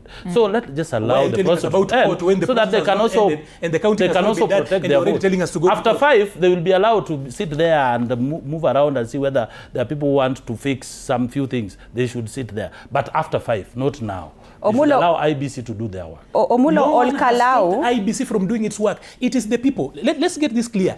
Omulo, you are deflecting. People from which side? You're going around. It is people from which side? They are Kenyans. Did you see anybody there saying? No, they are saying one term. You can see they are saying one term. One term is a national anthem. That's sloganeering. That's what you. One term is like amen. Ukisema kitu yote. If you wake up in the morning before you say something like Muslims. But one term without an agenda. The rest what of is Kenyans, that? Kama wewe ni Muislamu ukishasema bismillah ukiamuka unasema one term. And then you move on. views of TV No, that's not an agenda. So I was just saying that he's the one who's brought up the issue about one term. One term is a national No, but they have call. said. I'm telling you, it's a national call. You should actually say it's not a national call. Hata ukiangalia huyo Mulo saizi ukimwangalia vizuri anajificha ndani ya bathroom anashout one term alafu anatoka nje. This one, as in he looks like he can do it. I think Omulo, let's move away from the issue of one term. What ideology? The ideology. Which ideology? Of the UDA bottom up agenda. And we are delivering. So we don't need slogan. Omulo, there is no ideology he believes in. All right. Because number one, it is in the blood, in the bones, and everything. He doesn't have blood and bones. This man is standing like this. Does he look like he has bones? Looks shapely, soft. Anyway, and let's allow me to ask you the question, Omulo. I actually wanted to direct my question to Omulo. Omulo, earlier, our reporter Laban Muhinda told us that Kalou Comprehensive School is one of the most consequential polling stations. Na hapo ndipo tunaposhuhudia vurugu sasa hivi. Sasa nilitaka kuuliza matukio kama haya ya vurugu na hususan katika kituo cha kupigia kura ambacho kitasababisha maamuzi makubwa kabisa, if we are speaking about it being a consequential polling station, yet we are witnessing chaos like whatever we are witnessing right now. Ina maana kwamba pia wale ambao hawakuwa wamefika kupiga kura basi wataogopa kwa sababu tayari wanaona kwamba hapa huenda pakazuka vurugu, na kwa sababu sitaki kuingia kwenye vurugu hizo basi afadhali nikae nyumbani. Kwa hivyo why are we targeting these polling stations ambazo zina wapiga kura wengi? Nakubaliana na wewe, as you said, is a most consequential polling center, polling station. You see, wakati wewe nyinyi wakina Maliba wana mobilize watu kukuja kusema kwamba wanachunga kura na watu wajamaliza kupiga kura, ni nani anajaribu kuleta uoga ama kuvurusha watu kukosa kupiga kura? Watu wamekubaliwa kupiga kura, na nimesema kwamba IBC wako na timeline, wako kutoka saa 2 mpaka saa 11. Sasa kama hao wengine wameingiza uoga na wameleta watu wao, wamemobilize, wamekuja kuleta vurugu hapo katika hiyo polisi. Kwa nini? You know, serikali. Na unaona, there's what we call we have Kieni Primary School, which is one of the polling stations huko Kalou among the 144, right? We have Kalou Comprehensive School. Mbona hizi vurugu hatuzioni Kieni? Kwa sababu huko wale ambao wanapiga kura ni wale wa DCP. Hii polling center unaongelea, hiyo ndio stronghold yetu ya UDA. Uko na facts? Niko na facts. Ziko wapi? Hiyo ndio stronghold yetu. Hatutakubali ueneze uvumi hapa. Unajua hiyo ndio stronghold yetu. Kwa hivyo ndio sababu unaona hao wamekuja specifically kwa hii polling center kuleta vurugu, kuhakikisha kwamba watu na sasa tutakuwa tunaungana na waandishi wetu wa habari. Anyway, in fact SIGNET Chazima is there. We have Laban Muhinda.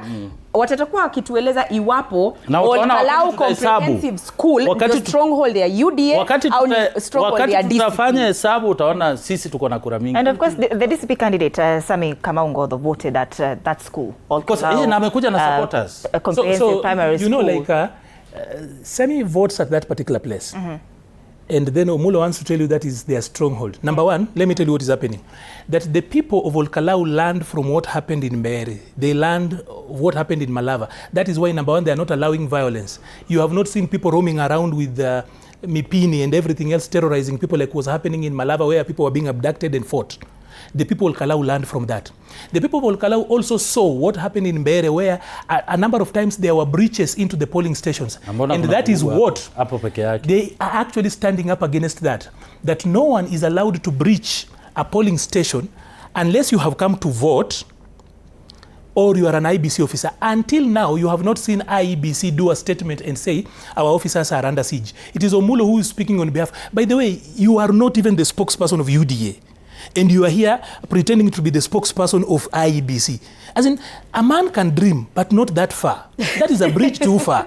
So you should limit yourself. At the moment, since you're actually on air and speaking for the party, you speak for the party, not for IEBC. By the way, I will support Omulo when he says this is our stronghold, these are our people. Like, for example, he has just told you that the police are their people. So is that how you want to actually guard the stronghold? So wachana na hiyo sita ngoja, because when he was speaking, he has not allowed me to respond when he had the talking. But you did not ask for time. Let's just for 1 minute. Dakika moja tu. You people stopped me. Let's allow him just one. Allow him. Omulo cannot be allowed. You are a heckler, and that is why I'm actually standing up. You resist a brute by being brutal. Okay, then hold that thought. We'll give you time to brutalize by him. He must actually wait. Omulo will wait. This is the point. That's why you see now what is happening against all around Omulo, we are going to switch off your microphone. Switch Omulo's microphone off. You should switch because he's trying to think that this is TV47, not government. Ingekuwa UDA ungetutisha, but hapa tuko TV47, uhuru wa mazungumzo. So this is the point. What is happening across Kalou is so simple that since morning, no vehicle is allowed to get in. The only vehicle that will get into a polling station is the vehicles that will collect material baada ya kura kuhesabiwa.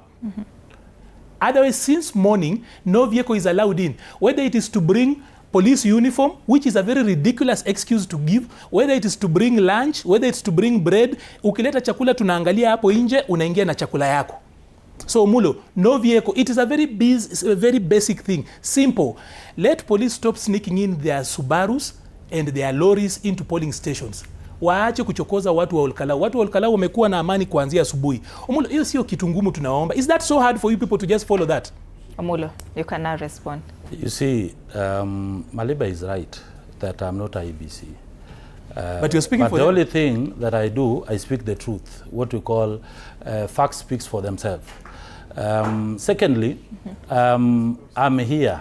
I'm not the spokesperson of UDA, but I'm a director in that party, and I have a right on behalf of the Secretary General also to speak. That is given. The position of the party. Yes. Compared to Maliba, who is a party leader which is not registered, is a shop somewhere, which is a briefcase organization, and also Maliba is not even a spokesperson of Linda Mwananchi. Neither is you said it here. Not, I didn't say it. It's him who said. Speaking on behalf you of the are the one who said. So if you compare the two, if you compare myself and Maliba, now like tell us why the police are getting into polling stations a day and night. So mambo ya polisi kuingia police station is not an issue. It's a non-issue. It's an issue. Yet it's actually causing that stand-up. Those are what we call the minimis non-curate lex. What Maliba must know is the police must have an obligation to protect the people. Who are they protecting? The IBC. What are they doing? At the same time, the people also have a duty to ensure that they keep peace. And there is also calmness as people vote. So we should not trivialize these issues. Maliba should just keep calm, drink his water. He should allow the IBC to do their work so that we wait. When we start counting, we should know the direction, whether we are winning or we are losing. From doing their work. So he should not Who cry. Has stopped IBC he's crying like he's crying more than they believe. Omulo, he's not even a member who has of stopped DCP. IBC from doing their Maliba work? is not even a member of DCP. Who has his candidate is riding on a donkey? Who has stopped if you? If they don't have wherewithal to campaign, they should just relax. They should not cry. Anyway, they're crying as if I am actually surprised that a man who comes from Homa Bay, where people ride hippos and hyenas at night, is actually disparaging animal. As in, the audacity. So, Omula, I just want to confirm to you, because I was speaking to our reporter, Sydney Chazima, and he says the Kalou Comprehensive School is painted green. So it is not a UDA stronghold. Painted green how? Yes, that is what he says. No, where? You know, the good thing is we are there. What do you mean? No, what I want to understand, what do you mean by painted green? It means that we have a neutral IBC. Then is that it does IBC? IBC is only as not in terms of IEBC, but in terms of the but voter people are voting turnout. there. They are not branded. They are not branded. Then but how is it? So how then do you know they are one time? No. How does it know that it is painted green? It is you who say no. She's the one saying that it's painted green. What our reporter those people who are voting are not branded. They are not branded. I agree. But when we say painted green, it means contradiction now. No, it's not a contradiction. It is a DCP stronghold. I just want you to. I just want you to. The only thing that will come out because I asked whether you had facts and you said yes. No. Now our reporter is on ground. He says the majority are DCP. How? Yes. From where? From what data? Because he's a journalist and he knows. So you give us your side of the story. He's just asking those people who are around. Those people now you see, when a man tells you that he speaks the truth, yet we have got a witness. You know, when writing the Bible, no, there's no witness. I have data. I can justify. You have no data. No, I can justify. Because the person who is supposed to have data is actually watching the World Cup in the US. Now, having said that, Higgins and the others. Now, having said that, it's important for me to, he forgets that I worked there. He beats me for having worked there, and then he forgets that I. But you're no longer there. I know that house inside out. No. Now, this is the point. We have got Sydney Chazima, who is on the ground. And we have got Omulo, who is seated at TV 47.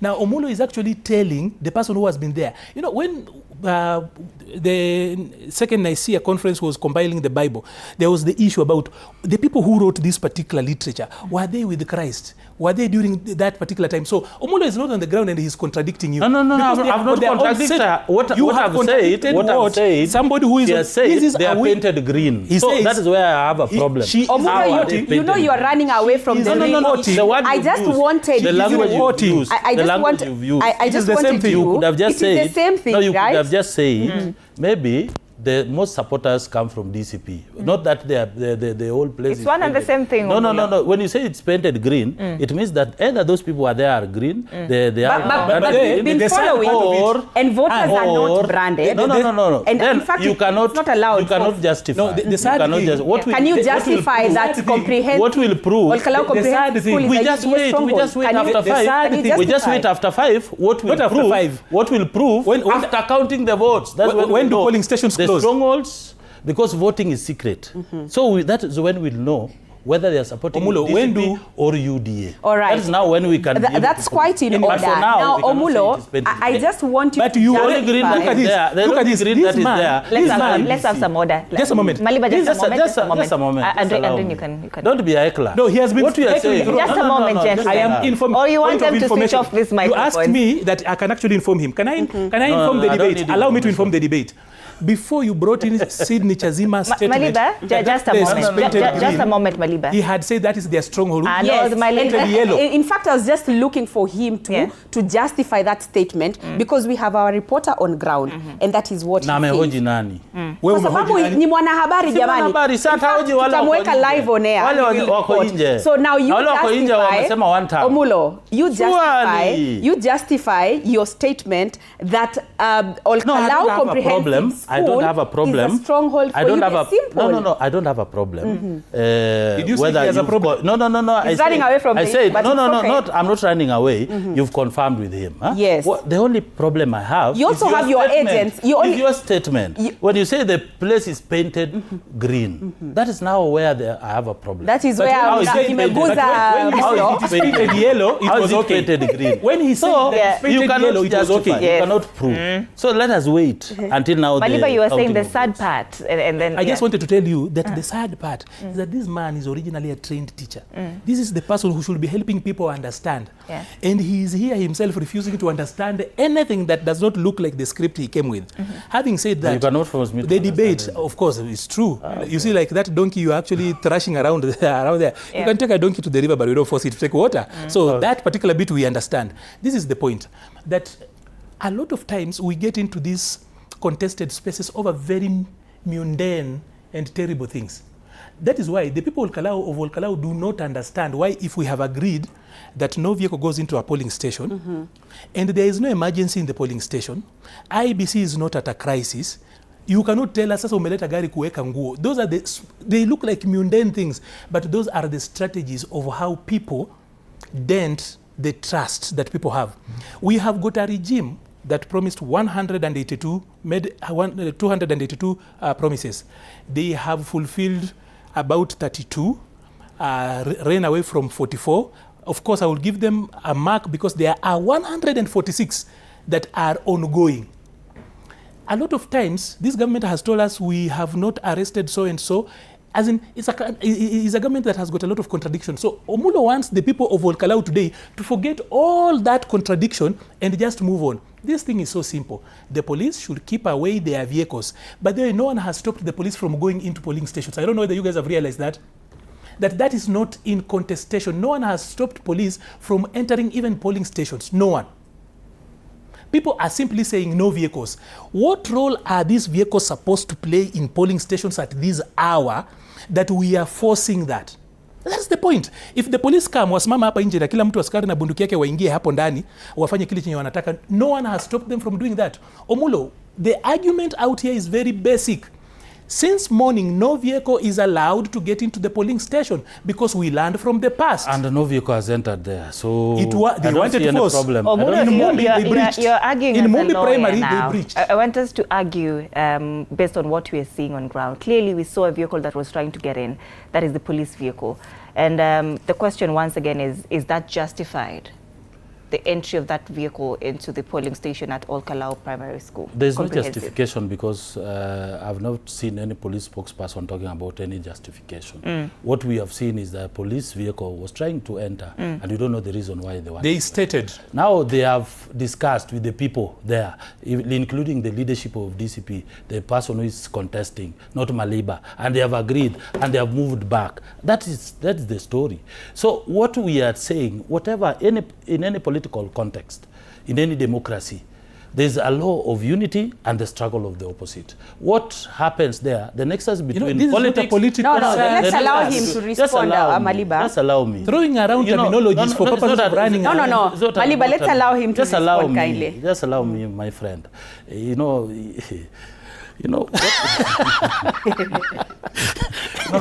It is very hard to discuss this because sometimes Maliba behaves as if he's the candidate. But you see now... But you are behaving like your IBC. No, That's what I'm refusing. The IBC. I'm just stating facts. Which facts? Whatever that is happening. We'll have your time, Maliba. The fact that whatever is happening in Kalou is the battle between getting the right leader that will help the people improve their economic status, is getting the leader that will bring peace in that place.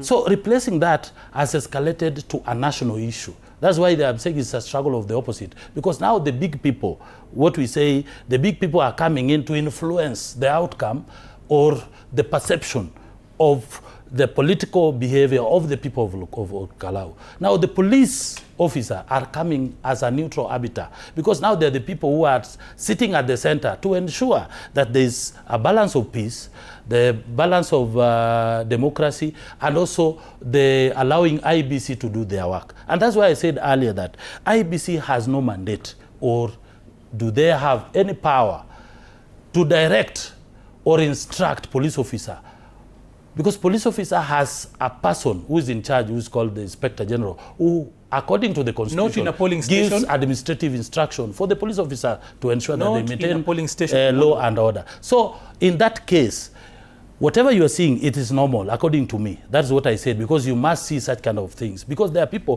who are also, they believe that they are supposed to protect their votes. There are also people who have the right to ensure that they are supposed to vote. So in that timeline, between 8 to 5, the players within this context, the IBC, the police, and the people must play their roles. Everyone has got obligations and duties to ensure that they play their part. So we should not blame the government, we should not blame the police, we should not blame the IBC. Let us just be calm and wait. I don't see why Maliba is making a lot of noise about this thing. They should just wait.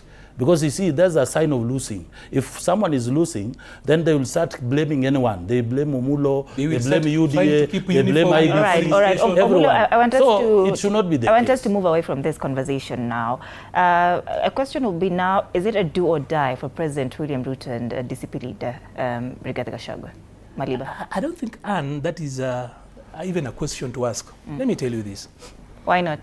Because the last time there was a train in Kalou was very many decades ago. You saw Gen Z train going there, train Mtoto, doing a lot of rounds and giving the people of Kalou this feeling that they can also have a train working around. There are always rails. I'm just trying to tell you that it's a do or die for him because of the kind of investment that has actually gone in. As in, there is no day where you have seen massive industrial scale bribery and voter treatment, the level at which we actually have seen in Kalou. You cannot, as in, it's not like this government loves the people of Kalou until they waited until the people of Kalou lost their leader for this government to do that. Like I said earlier on, if the current situation obtains, political situation obtains, then a good member of parliament is not one who serves his people, but one who dies so that his people can get the goods that the people of Kalou, Mbere, and Malava also got. So it is do or die if you look at the level of investment that has gone in. It is also do or die if you look at how even the police have actually been behaving. These are things we shouldn't run away from. This is political talk. So for William Ruto, it is important for him to win Kalou so that then he says, ni mimi nilijiletea kura ya mlima, ni mimi, as in Rigathi has no control over Mlimani, and the people in Mount Kenya are not saying one term. He really wants that particular. When he spoke about the big people, he did not tell that the biggest person in this, there is only one person. There is no one bigger than the president today. He's the head of state. He's the man who controls a budget of about 1.8 trillion. Everything in this country. That's why he sits up one day and realizes that an average Kenyan earns about 2,000 shillings per day for those who are earning. Then he decides that he wants that money. And then he says that he wants to inspect your vehicle for nothing. Then he tells you, no, we will not stop you, but unaweza kulipa deposit ya 1,000 because probably the government wanted 5 billion shillings urgently somewhere. So that is the biggest person that we have in this particular contest. So when Omulo tells you that there are bigger people, it's just the people of Kalou versus a government that is trying to actually hold their hand as if the people of Kalou ni watoto wa nasari wanashikiwa mkono ndio wajue kuandika. The people know what they want. The 20,000 gas cylinders, the boreholes that have not been done for years, electricity, the Kenya Power, the Kenya Power transformers that were coming from Mbere and being moved to Kalou, all that simply speaks to one thing, that Kalou is a do or die for the president. In Western, the president had to actually paint the picture that he is not wanted. So, but because it is important to have your meal, upige kelele ukikula, the people in Malava decided to eat. I've just seen the person who was fighting against UDA in Malava saying that he's thanking the president, he has been brought back. What is that? That is an affordable politician. He actually, the acquisitions and mergers, that has actually been worked out. The same thing we saw, how the president gave people jobs. The people who are in UDA and did not get nomination. So today, if my MP dies, I just need to go and declare my seat and cause a little bit of problems. I will get, and say that I'm running on the same side with government. I will get a director's job. They will bypass Omulo and everybody else and then give me a job. So for the president, it's a big thing. Omulo knows. And I'll tell you this. If the president does not paint the picture that he is in control of Kalou, his men on the ground will have a problem. He has got people there and supporters who actually need confidence. It's a confidence building project. This project for them is important so that then the Chungwas of this world, all the other people who are in two-term and are from Mount Kenya, they need that particular story, because politics is about story. But the difference between we, people, and other animals is that humans are storytelling animals. We are here because we are storytelling. So, and Olkalau at national level is a story that the presidency, or rather the government and the opposition are trying to tell. I wouldn't lie of what we want for ourselves. We want Olkalau by all means. The opposition collective wants Olkalau by all means, so that then we tell the people of Kenya who are tired with this administration that it is possible. You just need to put your foot down and it changes. Omulo, is it a do or die for President William Ruto? It's not a do or die. It's not a do or die. You know, we are aware that the support that we used to enjoy in Mount Kenya is not 100%. That one we are. Those are facts because of propaganda and incitement that have been instigated by the people that Maliba work for. What we are doing, because from the start I said that seat is not for us to defend. It was not our seat. That seat belonged to work for you. It didn't matter. No, the fact, let us talk the fact. That MP was a Jubilee MP, and Jubilee belongs to the opposition. So it doesn't matter. Just allow me. When you are talking, I give you that opportunity. So what we're saying is that it's not our seat to defend. What we are doing is this by-election will dictate whether we still have that 100% support from Mount Kenya or not, and to what extent that percentage has reduced or has increased. So what we have done is that we have a right and the opportunity that we have been given now to field in a candidate who is going to win. In any case we win, that will be a plus for us, and we will say, despite all this propaganda and incitement, we still have a support in Mount Kenya. In any case, and I said, God forbid, we lose this election, then we'll say, now the support has reduced, but to what extent? Because we will now know the numbers that we have. The same has happened. This is not the first by-election that we have won. So Maliba should just keep his cool. Secondly, you know, Maliba is speaking from both sides of his mouth. He's saying that one day I'll be bypassed and he will be given an appointment. And that is the politics of Kenya. We are used to it. It's the politics of interest. And everyone is fighting for survival and self-preservation. And I believe, and that's where he's speaking from, I know very well that nobody wants to live in a cold place. Everyone wants a warm place. And that's why Maliba will make a lot of noise.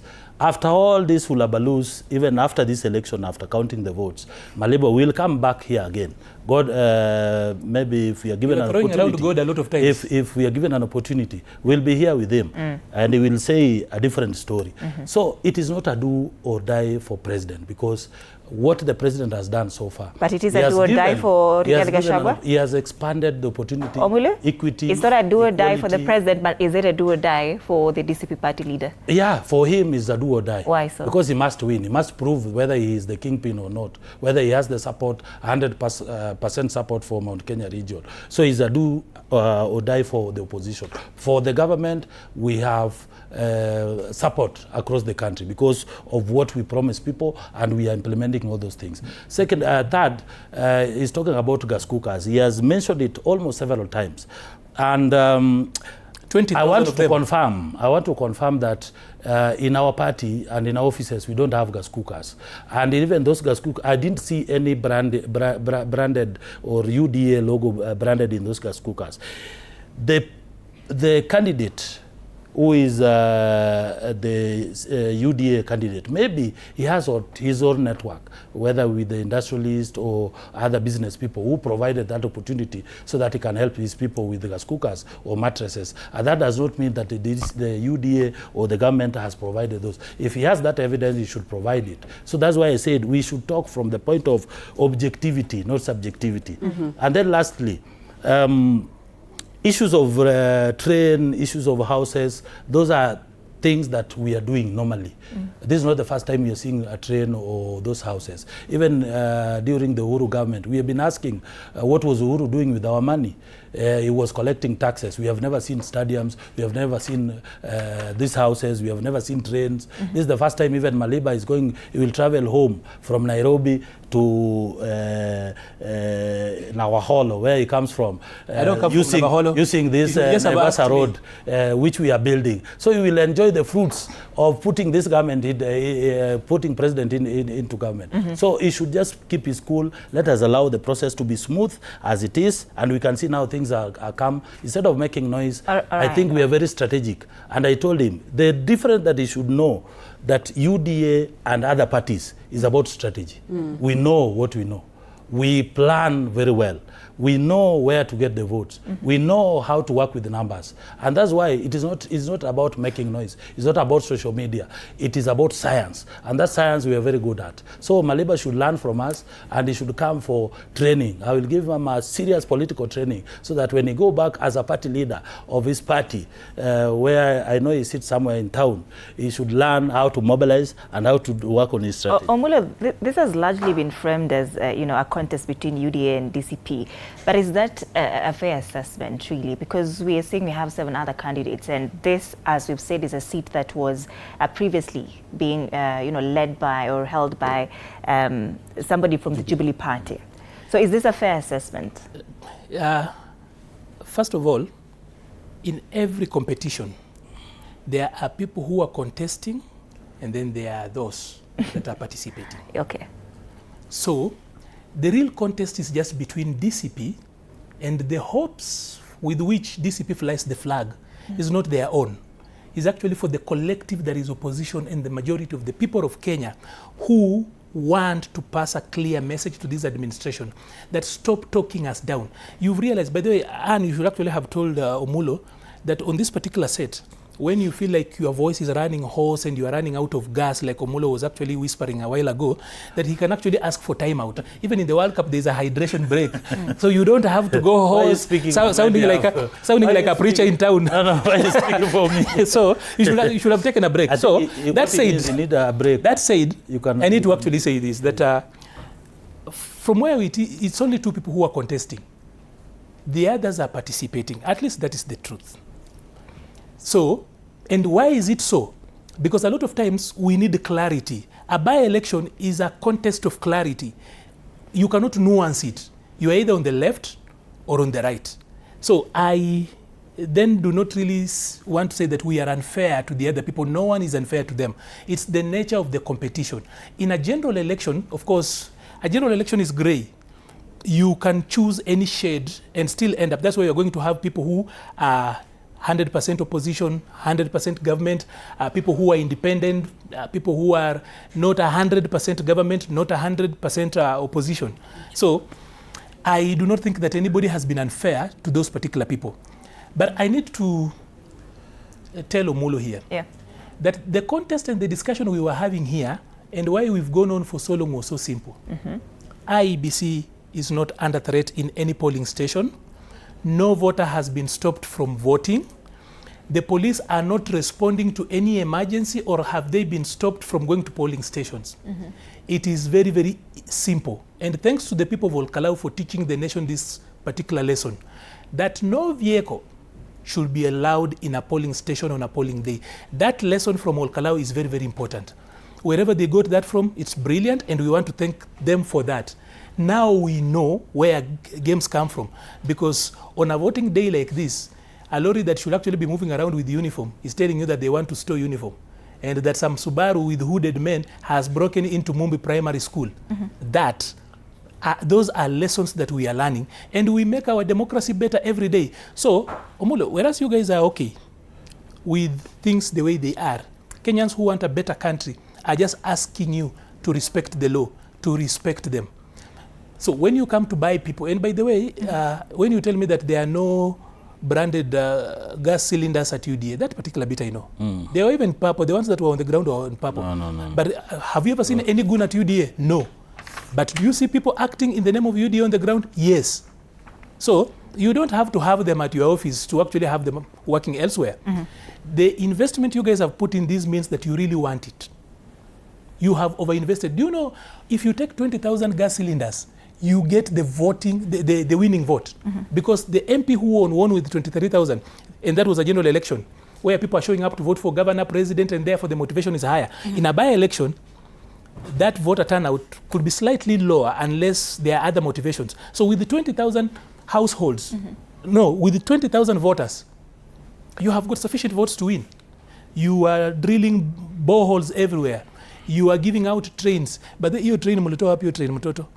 You know, even as a country, we also need to tell us where you are getting this.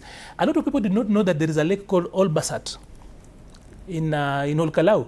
We saw the people of Nyandarua wanapelekewa boats. Since independence, government all of a sudden, government remembered that those people need boats. So there was massive bribery.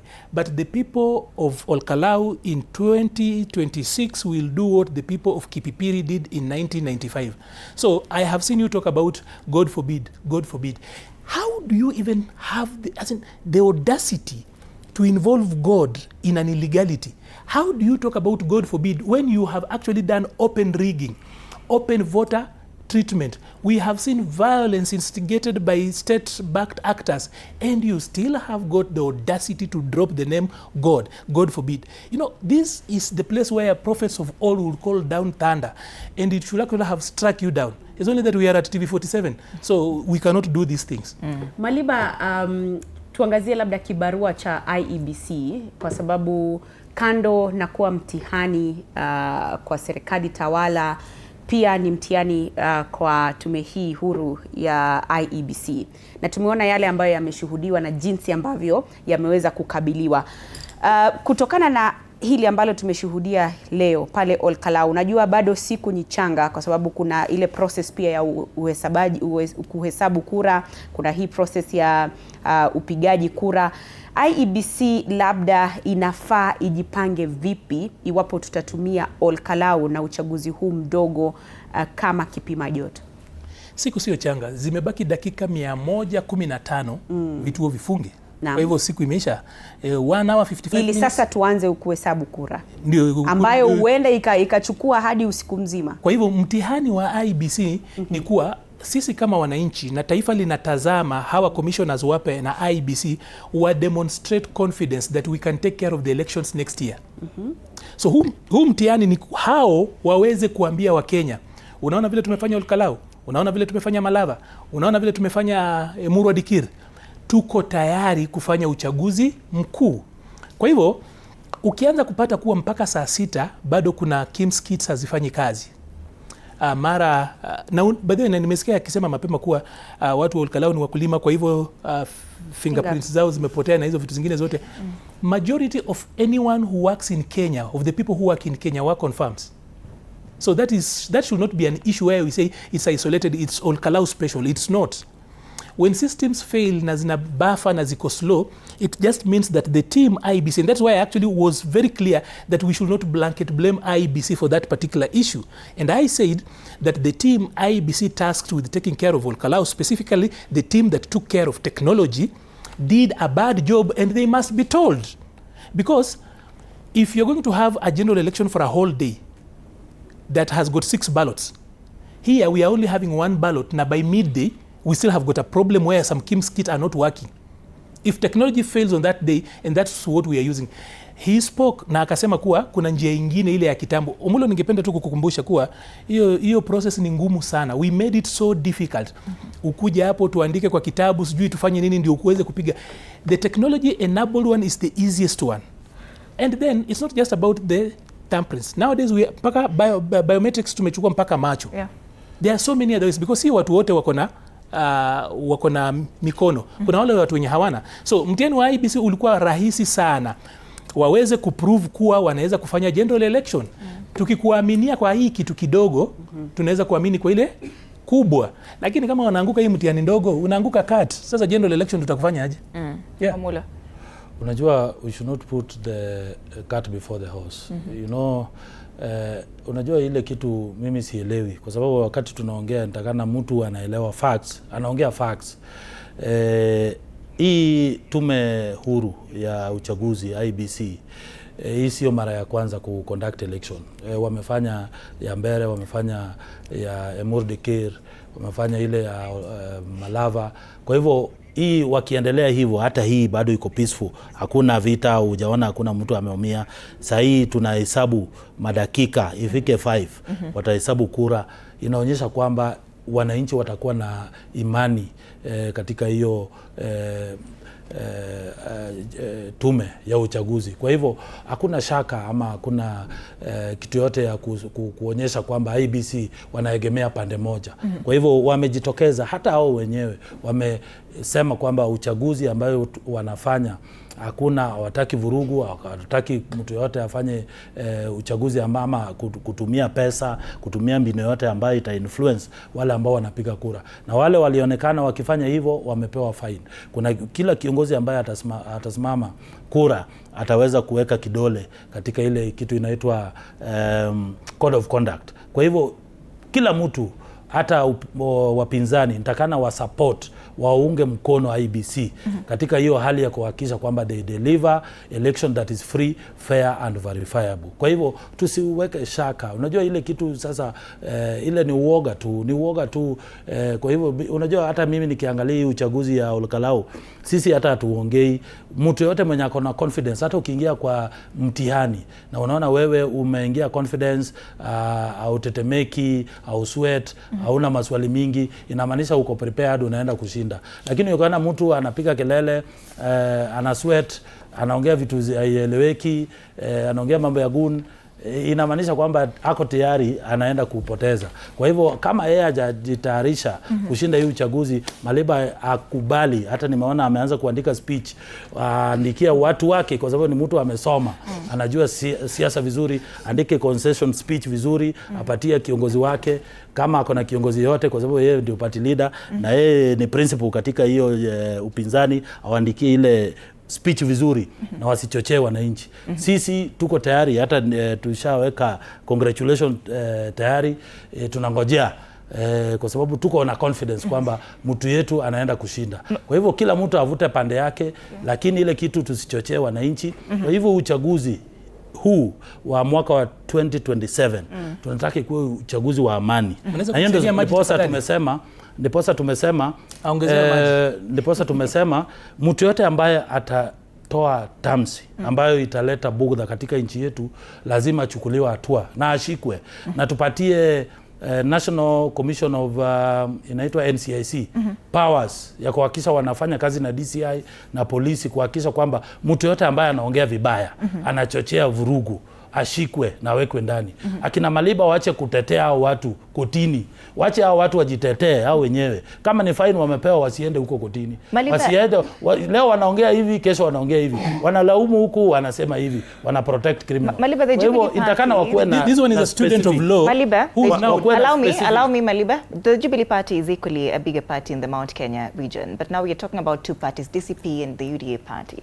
So does it mean that Jubilee Party is losing command in the Mount Kenya region now that when we are talking about they can't really just give us a straightforward succession from Kiarao to the DCP to the Jubilee Party candidate? First of all, it's a white lie if you look at the structure of government today to argue that this is not a UDA seat that they are trying to capture.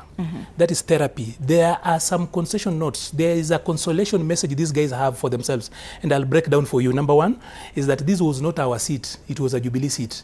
Yet he was working for them. There are members of Jubilee who were part and parcel of BBG. There was no point where he voted against government, so he was their own. Kuvaa nguo ya red na ndani yake ilikuwa yellow. It's common.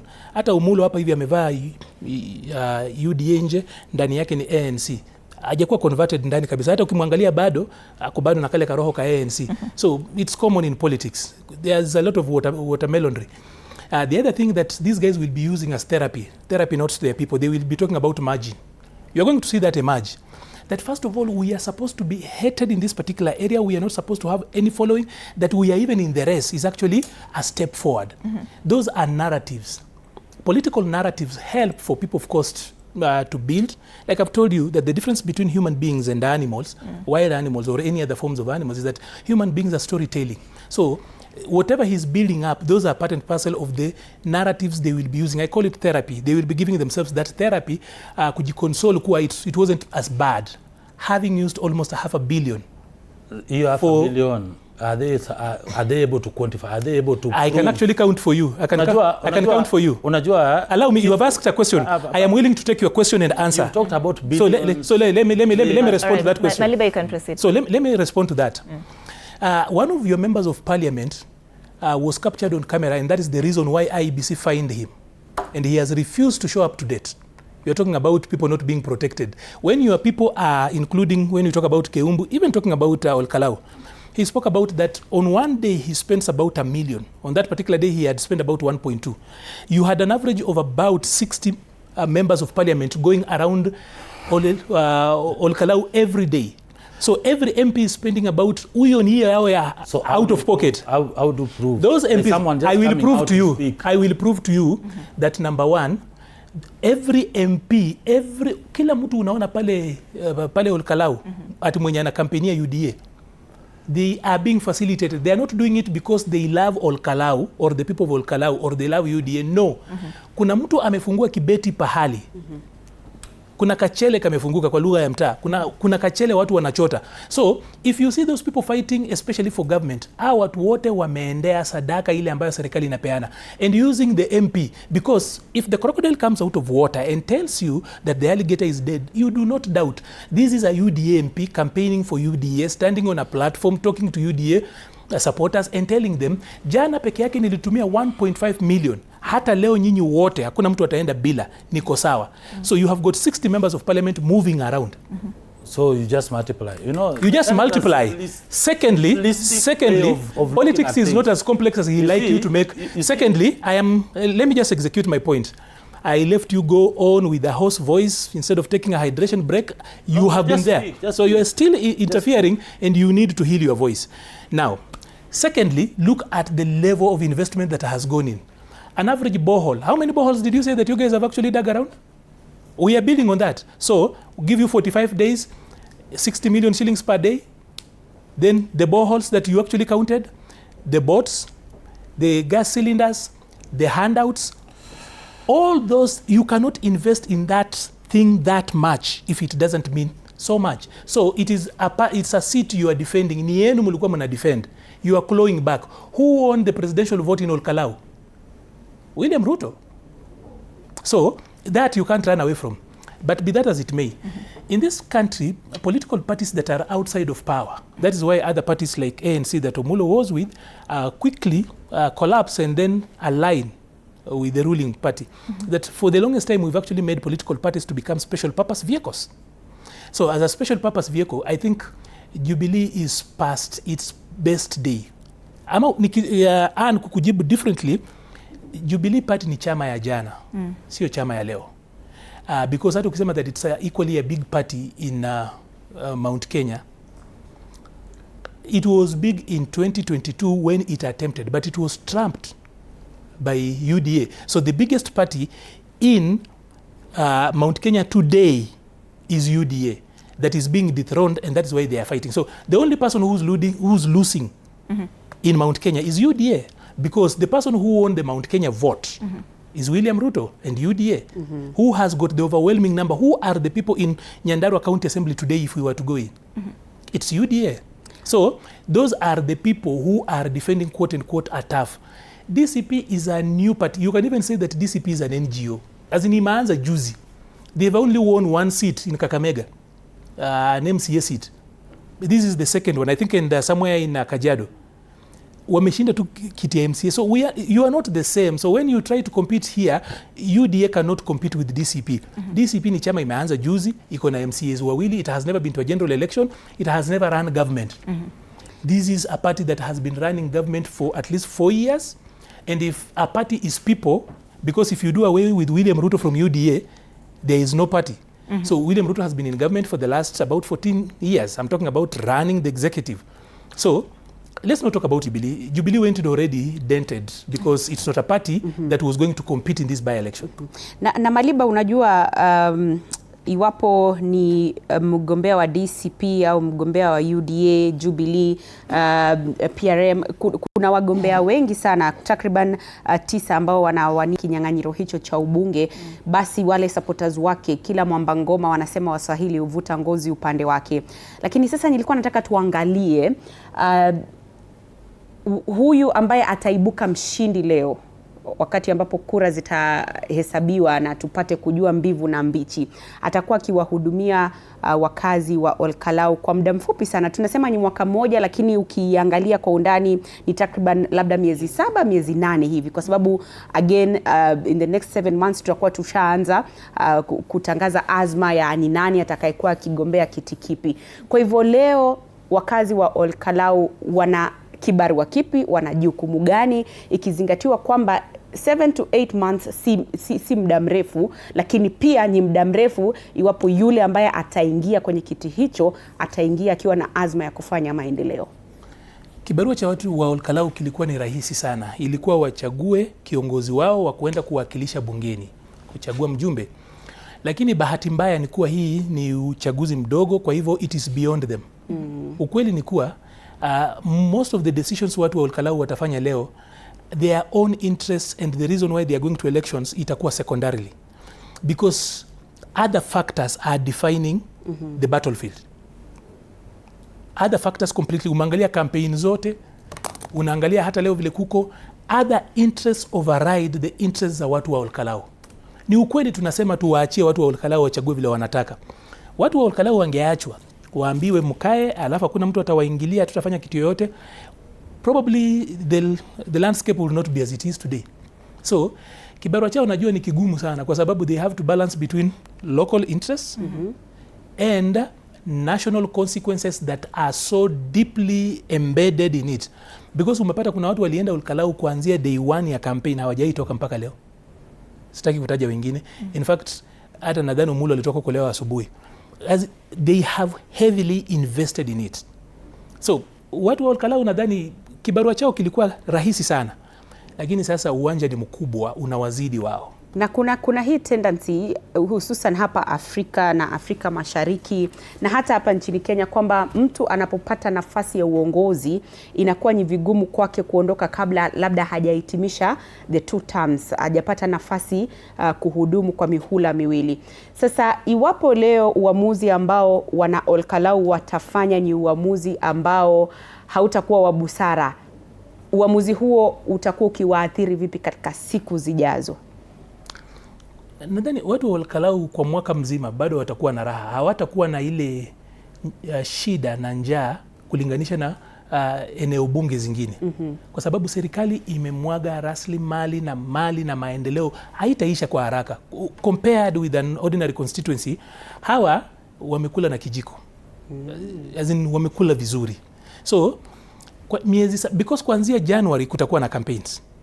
So hata ukisema miezi 7 sidhani, kuanzia miezi kufika tu January. So wakichagua leo, mimi ningependa sana wachague ule mtu ambaye wanaweza kubaki naye kwa miaka 5. Na by the way, hakuna mtu ambaye ana haki hata ya kutawala miaka 5. Kama kuna process ya removal, kuna process ya impeachment. So hata a full term ya 5 years is a favor you are given. Ninaona sometimes tunafanya inakuwa ni kama it's an entitlement, it's a right, it's not. Once umechaguliwa unaweza pia tolewa. So sidhani tuanze kuwapatia headache saizi watu wa Olkalau waanze kufikiria kuwa sasa itakuwa enda kuna watakuwa wamekosa nini. Kwa kukua tuna by election, watu wa Olkalau wamepona. Na nimekuambia vizuri sana that if the current political situation obtains at least the way this administration is running it, then a lot of voters will start praying that their MPs die, because the development you seek as a people is on the other side of your MP's life. So imagine sasa wabunge wanaomba waishi muda mrefu, na wale watu ambao wanawaakilisha nao wanaomba Mungu utukumbuke. As in God is going to have a very hard time trying to actually just balance those prayers. Because utukumbuke kama Olkalau wamepata mashule mazuri, wamepata pesa, wamepata maendeleo kwa muda mfupi sana. We saw the same thing in Malava, ingawa watu wa Malava nao kidogo hapo waliibiwa kwa sababu walikuwa wanapata viberiti, watu wa Olkalau wanapata gas. Sometimes you should not undercut yourself, lakini ni lessons we learn every day. The next time it happens elsewhere, watu watasema sisi hatutakuwa, we will not be like Malava, we will be like Olkalau. Olkalau is now the standard, the SI unit. Kama mko na kabaya election na mtu anataka mpigie, that is the level. Mletewe ka train, mletewe boreholes, mletewe boats. Hata kama mko tuna kadamu, mletewe boats mpya.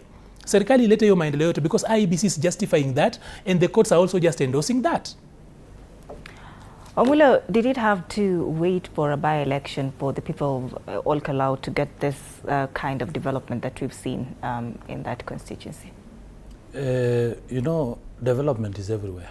Ruto is working for everyone. But did it have to wait for a by-election? Stadiums in Wajir, including roads, everyone, there is construction. Ruto is delivering all his promises. So it is not an exception. For all Kalou people, I just say that we are implementing what we promised the people of all Kalou. And this is the right time. Those people who are there, apart from the gas cookers that he's talking about, which is an exclusive case of an individual having his networks or people who are supporting his initiative. And the boreholes? It's not about the government. There are ministers or PSS who come from all Kalou. And they have a responsibility. How many? Specific ones? Charity begins at home. Who? So in any case, if that was not done in Malava, who is that PS? That is. And why was the PS specifically targeting it? Waited until there was a by-election. It is not an issue of a by-election. Furthermore, election is very expensive. If Maliba and his team does not have wherewithal, they will continue, lamenting. Every time he's lamenting as if there's someone who is dead somewhere. They will continue lamenting, and I have to inform him that any election is very expensive. They must prepare themselves. At least it should be expensive if people are using their private money, not state money. If they don't have the wherewithal an expensive election, when you were talking, I was very quiet. I was very quiet. Because just allow me to respond to that. At election are expensive, and you are using our money, people's money. Just allow me to. Omulo, you can. You are what I'm saying. What I'm saying. Maliba should just relax, because first of all, he has failed to even sustain his candidate. Which candidate? Campaigning. He was just lamenting there. He's tried. He's just. Unaonea huyo mtu wapunda sana. No. He's not our candidate. It is not his own problem. He came to the party, the NRM, and also Linda Mwananchi. Omulo, we're talking about the development. About what the party is supposed to. Did you guys contribute your own money? If they don't have that capacity to support their candidate, they should just keep quiet and shut up. What is happening? What is happening? What I've said. If we have the capacity, because we are paid by the taxpayers' money, we have the capacity to provide the necessary support, not only financial support, but also even in terms of material, we will support our candidates. And that's the truth. If they are not prepared for such kind of framework, then they should leave the political scene. They should not lament all the time. So he should just get used to it, that whenever we have an election, including 2027, if they are not prepared enough, if they are not oiled, they should just prepare or just resign and forget about politics. That is the reality of Kenyan politics. It is not about the case of a by-election. That is a narrative they are trying to create, that the people want their members of parliament to die so that they can get those kind of development. The president has come out exclusively and is doing well in terms of implementing all the promises that he made to the people. So it's not an exclusive case. So when Ilog says that is some sort of malpractice that is going on in all Kalou, when the campaigns were still on, the distribution of mattresses, gas cylinders, the boreholes and all, that is targeting people aged between 20, 35 years, 40, and especially women and youth. So you're disputing that isn't election malpractice? Malpractice, there are clear legal framework that are supposed to come in, especially when there is such kind of cases. One, there is a campaign finance bill. Ask him if his people, the members of parliament who are walking around with Linda Mwananchi, have they even tabled anything to further in terms of implementing this campaign finance bill? Nothing. They have been quiet. They are just making noise everywhere. Secondly, IBC has got code of regulations and the laws under Article 88, which empowers them to conduct elections according to their independence as IBC. So whenever there's such kind of cases, it is now upon the people or the people who are involved, including the opposition, now to table such kind of evidence or claims so that they can also get remedies. The law is very clear when it comes to issues that are dealing with malpractice. So it's not about propaganda or talking. everyone has an opportunity, and the equal opportunity, the balance of scale, it is there for everyone, both sides, opposition or even the government, to provide the necessary support or anything that will facilitate their candidate to win an election. Including even, you look at 2022, even the other elections, successive elections. You saw Raila had the capacity to mobilize resources and even material to support his candidate. If they are not willing to do that, then they are not good enough to say or claim that they are alternative government. Apart from just speaking and making noise during debates, they should now go there and face the reality that in Kenya today, democracy is very expensive. People must come out, even the people themselves. They are no longer donating their power. People are buying their power. And I can give you a very good example. I wanted to contest for an elective position in Ruaraka constituency. Only one meeting, you part away with almost 100,000 shillings. So even the people themselves, they demand money. You don't need to give them.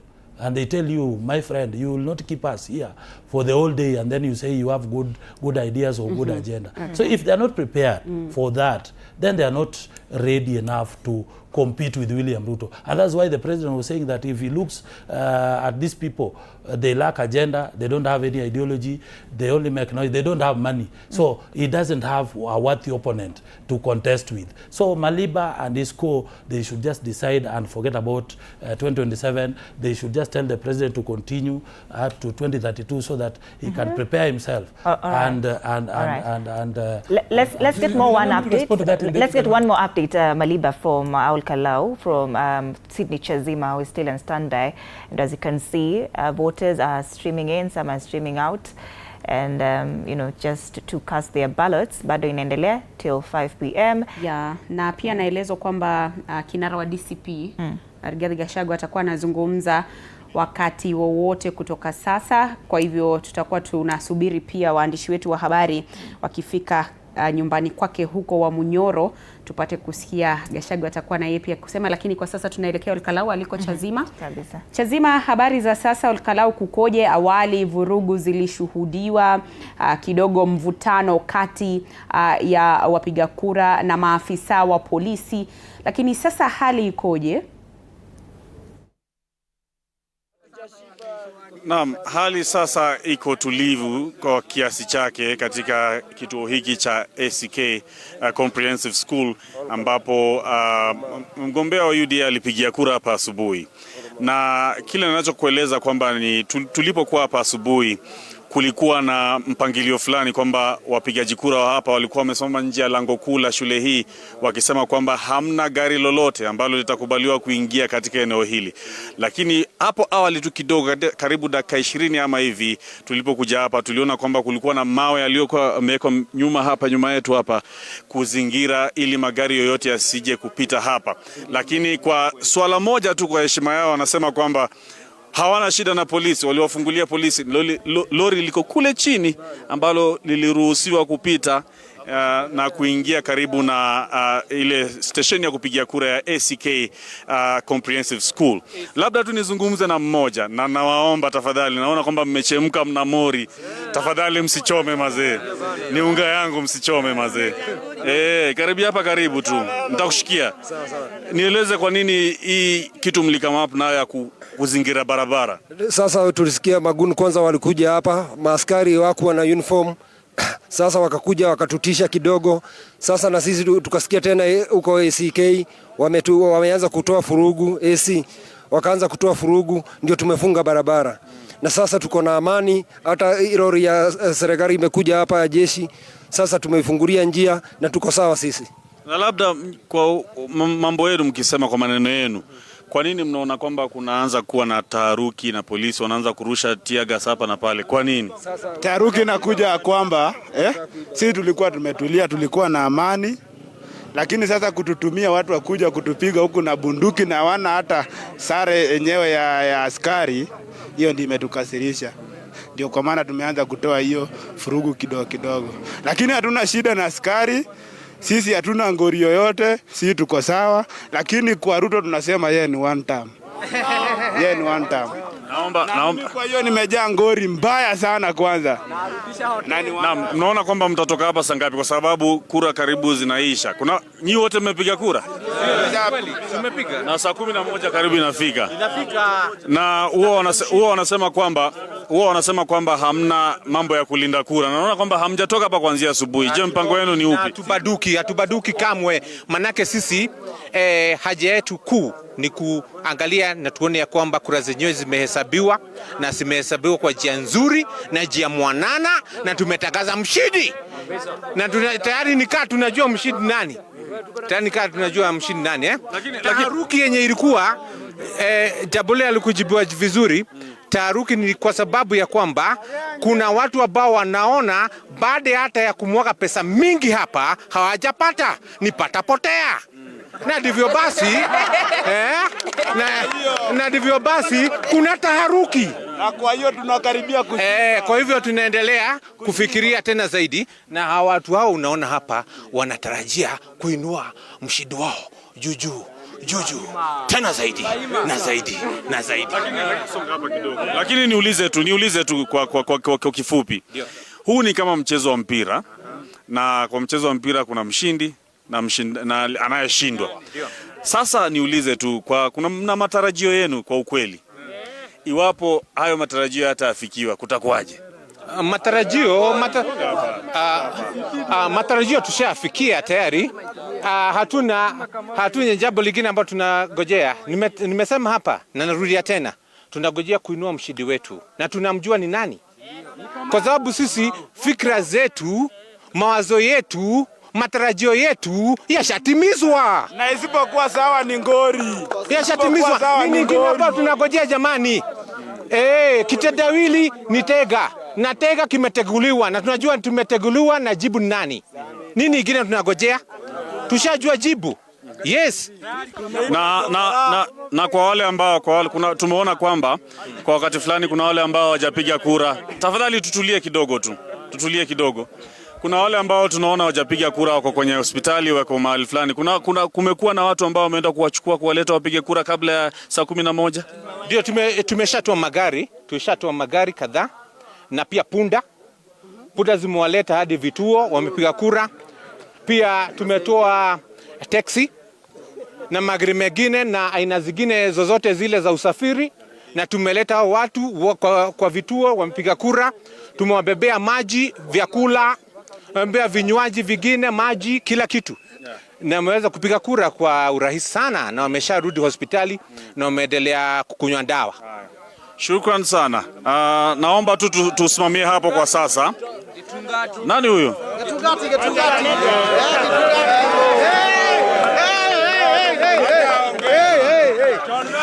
Hebu niulize, mbona unaitwa Kitungati? Senata wetu. Senata wa pili. Nakusikia. Mimi ndo senata wa pili Mbunda na narudi sasa. Wewe ndio senata? The next medal. Umepiga kura katika kituo gani? AC. Okay. Unaonaje hali ya kura kufikia saizi? Saizi? Si kura jadon medal. Pale hivyo na brother yake Kitungani mwingine Kamau. Shukran sana, tutakuwa hapa jioni kuchukua maoni yenu zaidi. Naomba nisitishie hapo. Haya. Mmesikiza studio maoni ya watu hapa ambao wamechangamka kwa kiasi chao. Tunataka tuelekee katika shule ya AC ambapo tunaelezwa kwamba kuna taharuki kiasi ili tuweze kukujuza zaidi. Studio. Asante sana Sydney Chazima, mwandishi wetu wa habari huyo kutoka Kalou, hapo akizungumza na wakazi ambao wanasema tayari wameshapiga kura yao na wanasubiri tu matokeo jioni wapate kujua mbivu na mbichi. Odida, nilivyokuwa nimesema awali ni kwamba pia kinara wa chama cha DCP Rigathi Gachagua atakuwa akizungumza muda wote kutoka sasa. Kwa hivyo kuna mengi tu ambayo tunatarajia katika ulingo huo wa kisiasa, hususan siku hii ambapo wapiga kura wa Kalou wanafika debeni. Tumeona wakazi wamefurahia kabisa. They are very ready and energetic, of course, to just get their new member of parliament, and of course you're anticipating that as well, and we'll be keeping you updated. In studio we still have Arnold Malibe and Omulo Jr. We're talking about everything that regards Kalou by election, And before we crossed over there, you were on the mic, Baliba. So generally, whatever is happening today, and I think that so far we've had a very good day. Truth is that we should actually congratulate the people of Kalou. What we've seen and experienced in the past is, you look at the people of Kalou and you actually admire what they can actually do. You guys have actually covered by-election. Of course, there are cases of journalists being attacked today, their phones taken away by people who have got guns. In a by-election, of course, only one side has got guns. Other people do not have that. So, from where we sit today, we know so well that the people of Kalou have conducted themselves extremely well. They have done so well to keep this election quite peaceful. Apart from that small issue of being provoked by the police, and then of course causing a little bit of problems and then showing up, everything else has actually played out well. I think we should actually, up to this point, it's about an hour too, or rather an hour 20 minutes too. Right. Truth is that the people of Kalou have actually conducted themselves so well. The people of Kalou need to be congratulated and given a pat on the back, except Omulo's agents, who are coming in combat and police lorries. And you know, before we crossed over to Kalou, we were responding to the question of, did it have to wait for a by-election for the people of Kalou to get some sort of developments, right? They're seeing mattresses that have been branded GOK, right? So did it have to wait for a by-election? Development is good, yes, but the question is, did it have to wait? You know, this government has actually perfected the art of gaslighting even people who are enlightened like journalists. So when Omulo sits here and tells you that this is development, it's working everywhere, show me where people have had 20,000 gas cylinders in a single constituency recently. None. He cannot show you that. Let Omulo show you where the government is drilling boreholes on all marketplaces in one constituency at the moment, and why it's only specific to Kalou at a time when they have got an election. And he will tell you, just like IEBC, that not all giveaways are bribery and voter treatment. They are gaslighting you to doubt what is truth. You know, your own reality, you know the truth. You have been there and you have seen mattresses, people given mattresses and duvets en masse. You have seen members of parliament. It's captured on video. Members of parliament saying that I walk around with 1 million shillings, nani huwa ninapeana inaisha. In fact, that one said it was 1.2 million shillings. But he is here telling you, Anno Dida, a journalist who is of sound mind, a professional working at TV47, that it's not what it appears to be. Either they think that the rest of us are dead from the neck upwards, like I don't want to say the S word, or we, the people, are mad. Because we see the industrial level bribing and voter treatment that has actually happened. The only thing we have been hoping, because I know hope is not a strategy, but when sometimes illegality is actually performed, then you hope that somewhere somebody will revolt and tell them the truth. In this particular case, we hope that the people of Alternative have actually told government that if you bring us money, and by the way, it's not any money. He's spoken eloquently about development and the cost of campaigns and how it's expensive. You are using people's money to bribe for votes, and you are telling us that you have got money. And I'm going to ask a very dangerous question. I know it's safe anywhere in court, except in political spaces, where Omulo, like he said, that they will come to abduct me, which is fine. I'm now an old man who's aged enough. I have got white hair, he has got white beards. We cancel out. So, I want you to tell me, since Omulo speaks about them having a lot of money, which business are they doing that is giving them so much money that other people do not have? I can even break down. Let's talk about the president. Which is this business that the president does that is actually flourishing so much, that gives him all this money, ile nye anaweza kupeana 20 million every Sunday in a church na asichoke? I can tell you, Anno Dida, if you are running a hotel on Langata Road, ukiuza mandazi na chai, you cannot make that kind of profit. If you had chicken anywhere near my place in Western Kenya, you cannot make that money. We have got established, and by the way, these people who are telling us that they are blessed by God, and God man say, and they are showing this a lot of money here, they are not leading taxpayers with KRA. Kwani hii pesa inaanguka kutoka binguni. So we know that the administration of the day is simply using treasury as a kitty, petty cash. It's their kitty. They are picking money and using it to bribe people. And that's why it's important that voters realize this. Mukiletewa pesa ni yenu. it's important to also teach people. We must get to a place, and I know this is controversial. I've written this article and done a paper on how to actually eat political money and vote differently. But people say that, it encourages bribery and whatever. But the political reality today is that now, part of our political education should be to tell people that there is no free money in politics. If somebody brings you money in politics, it is either money that has already been stolen, and stolen money is from the public, or money that will be stolen. So as a Kenyan, when you take a political bribe, I want to tell Kenyans that you have not made any mistake. Let no one guilt trip you. You have simply done partial recovery. It is public money. You are receiving it. In fact, umerecover kidogo, ile nyo amejiwekea ndio mingi. You will be surprised that there are people from Omulo's party who have become millionaires by simply camping in Olkalau. So we have seen a lot of money going there, but I can also tell you that there will be millionaires coming from Olkalau. Because now that there is a huge political need to win Olkalau and demonstrate a position, there are political brokers who have been in Olkalau, I know he knows some, who have been there working for UDA, but they're not working for UDA, they are working for themselves. That is why they're even causing violence.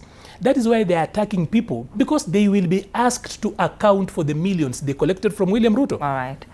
You wanted to respond to that, Omulo? I don't know why you allow Maliba to spew hate. So you can get time to respond. And also take water. No, because he's taking a lot of time speaking. When you say hate, what is hateful about his statement? He should, Maliba is a saboteur. When it comes to economic issues, empowerment, he will always sabotage. Everything is and you see, he should not feel jealous for the people of Olkalau for receiving gas cookers, which is an initiative of a candidate who has networks. He has the strategy on how he can feed his people. And maybe he's just responding to the needs of the people of Olkalau.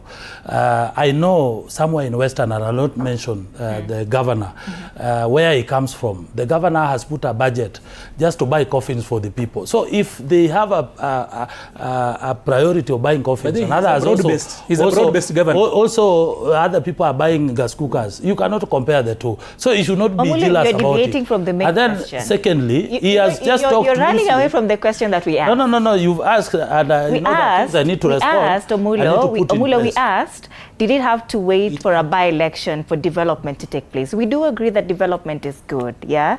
But did it have to wait for a by-election? I have said this before. It's only that, whenever there is a by-election, the whole country is focused on that area. Yeah. But these things have been going on. So every constituency should wait for a by-election? No, it's not about waiting for a by-election. It's only that now everyone is watching. Everyone is, concentrating on that area. Omulo, unachosema ni kwamba watu wa Olkalau na maeneo bunge mengine wamekuwa wakipokea vitu ambavyo tumeona, kwa mfano magodoro, gesi, hata wakati hakuna. Let me ask you a question. We've been building houses in Olkalau. Is it true or not? We have already built 420 units. Where we promised 2,500 units in Olkalau. That is something that has been ongoing. Secondly, we promised the people of Olkalau boreholes. And it is in the manifesto of UDA and even the member of parliament who died. Is it wrong to fulfill the promise that we made to the people of Olkalau by giving them borehole? Wherever we have that capacity to provide that, is it a mistake? So the capacity only counts as a by-election? If it is about train has been one of the issues that we discussed with the people of Olkalau. And this is the right time now. When people demanded that they wanted that train, we provided, because we have that capacity to provide. That is not a mistake. So it's only that everyone is focusing on Olkalau because it is a by-election. But development is happening everywhere in the country. So be that as it may, politics will come and it will go. But the best and the most important thing that we should focus on is how can we elevate or we raise the egos in terms of development, in terms of social cohesion. How do we bring the lives of people to some percentage? We should not just leave people to die just because it is politics. People must enjoy the fruits because they voted for President William Ruto. The fact that someone is inciting them does not mean now Ruto will leave them. Ruto will continue providing development. He will continue giving them what they deserve, what he promised. All right. As per the manifesto of UDA. As we conclude, Arnold, what are your expectations as this voting continues? First of all, and it's wrong for you to frame your question. I have not corrected you since we started, but allow me to actually do that. Okay. For purposes of setting the record straight and for us to be fair to our listeners and to also be fair to ourselves and our sensibilities, to frame that as development is a misnomer. I know it's journalistic. You are also picking it from him. What is it if it's not I am actually talking to Anne. On which question exactly? Yes, so I'm going there. It is development. You had, now you see where it's going. You had picked it from him when he said that it's development going anywhere. It was going on everywhere. And you asked that because from your sensibilities, you know it's not happening everywhere. You're being gaslit here to actually think that you're the one who's actually mad and you're not seeing. So the point is this, my issue is that to call it development is to actually take Kenyans for a ride. What should we call it? Bribery, voter treatment. That is what so they are building doing. houses. So they are bribing people and treating voters to manufacture gratitude so that then it translates into votes. That's the whole idea. They are busy manufacturing gratitude by way of bribery, and the worst thing is that they're not bribing using their own money. They are using public money and then still expecting that the rest of us will sit here and say nothing about it. So it's not development as you framed it. I know you picked it from him. He's the one who came with the word development. That is not development. That is bribery. And that is what they're calling it, and that is what we'll go, we will go it's by. It's political communication, and in political communication, you phrase it politically correct.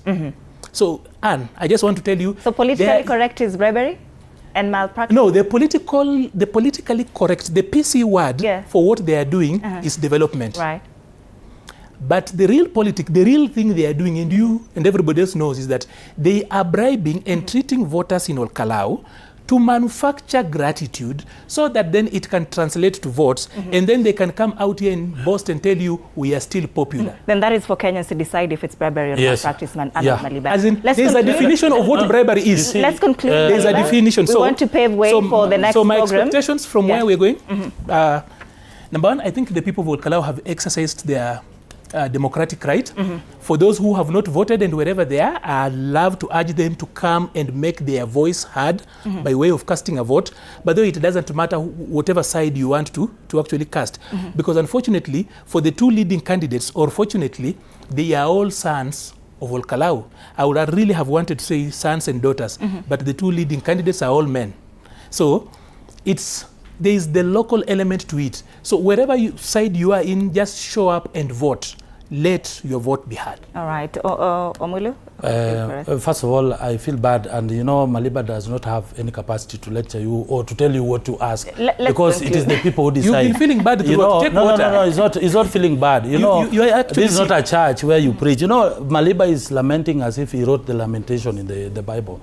He should continue, and you know, it is good that the people will decide the real issues, and people who are, you know, empty debates that are making the loudest noise. So what I can say is that to this end, I want to congratulate the people of Kalou for turning out in large numbers to exercise their democracy and also to elect the leaders who will be able to improve their lives. And the fact that they have kept peace, they have kept cool, and the whole process is going on smoothly. I also want to extend that congratulations to the police led by the IG, because they have done their obligation and their duty to ensure that there is security, there is law and order. To the IBC, let them continue to provide and replicate this as we move forward, even towards 2027. They should be neutral. They should provide a platform, an environment that will lead to an election that is free, fair and verifiable. To others, the opposition leaders have seen, because from the point we started this this conversation, the only people I've seen talking and making a lot of noise is the opposition. I've also seen even the opposition leader making a press statement. So it means that they should not be afraid. They let them allow IBC to do their work. Let us wait until 5 when we are counting, so that we know the real lion and the person who is going to lead.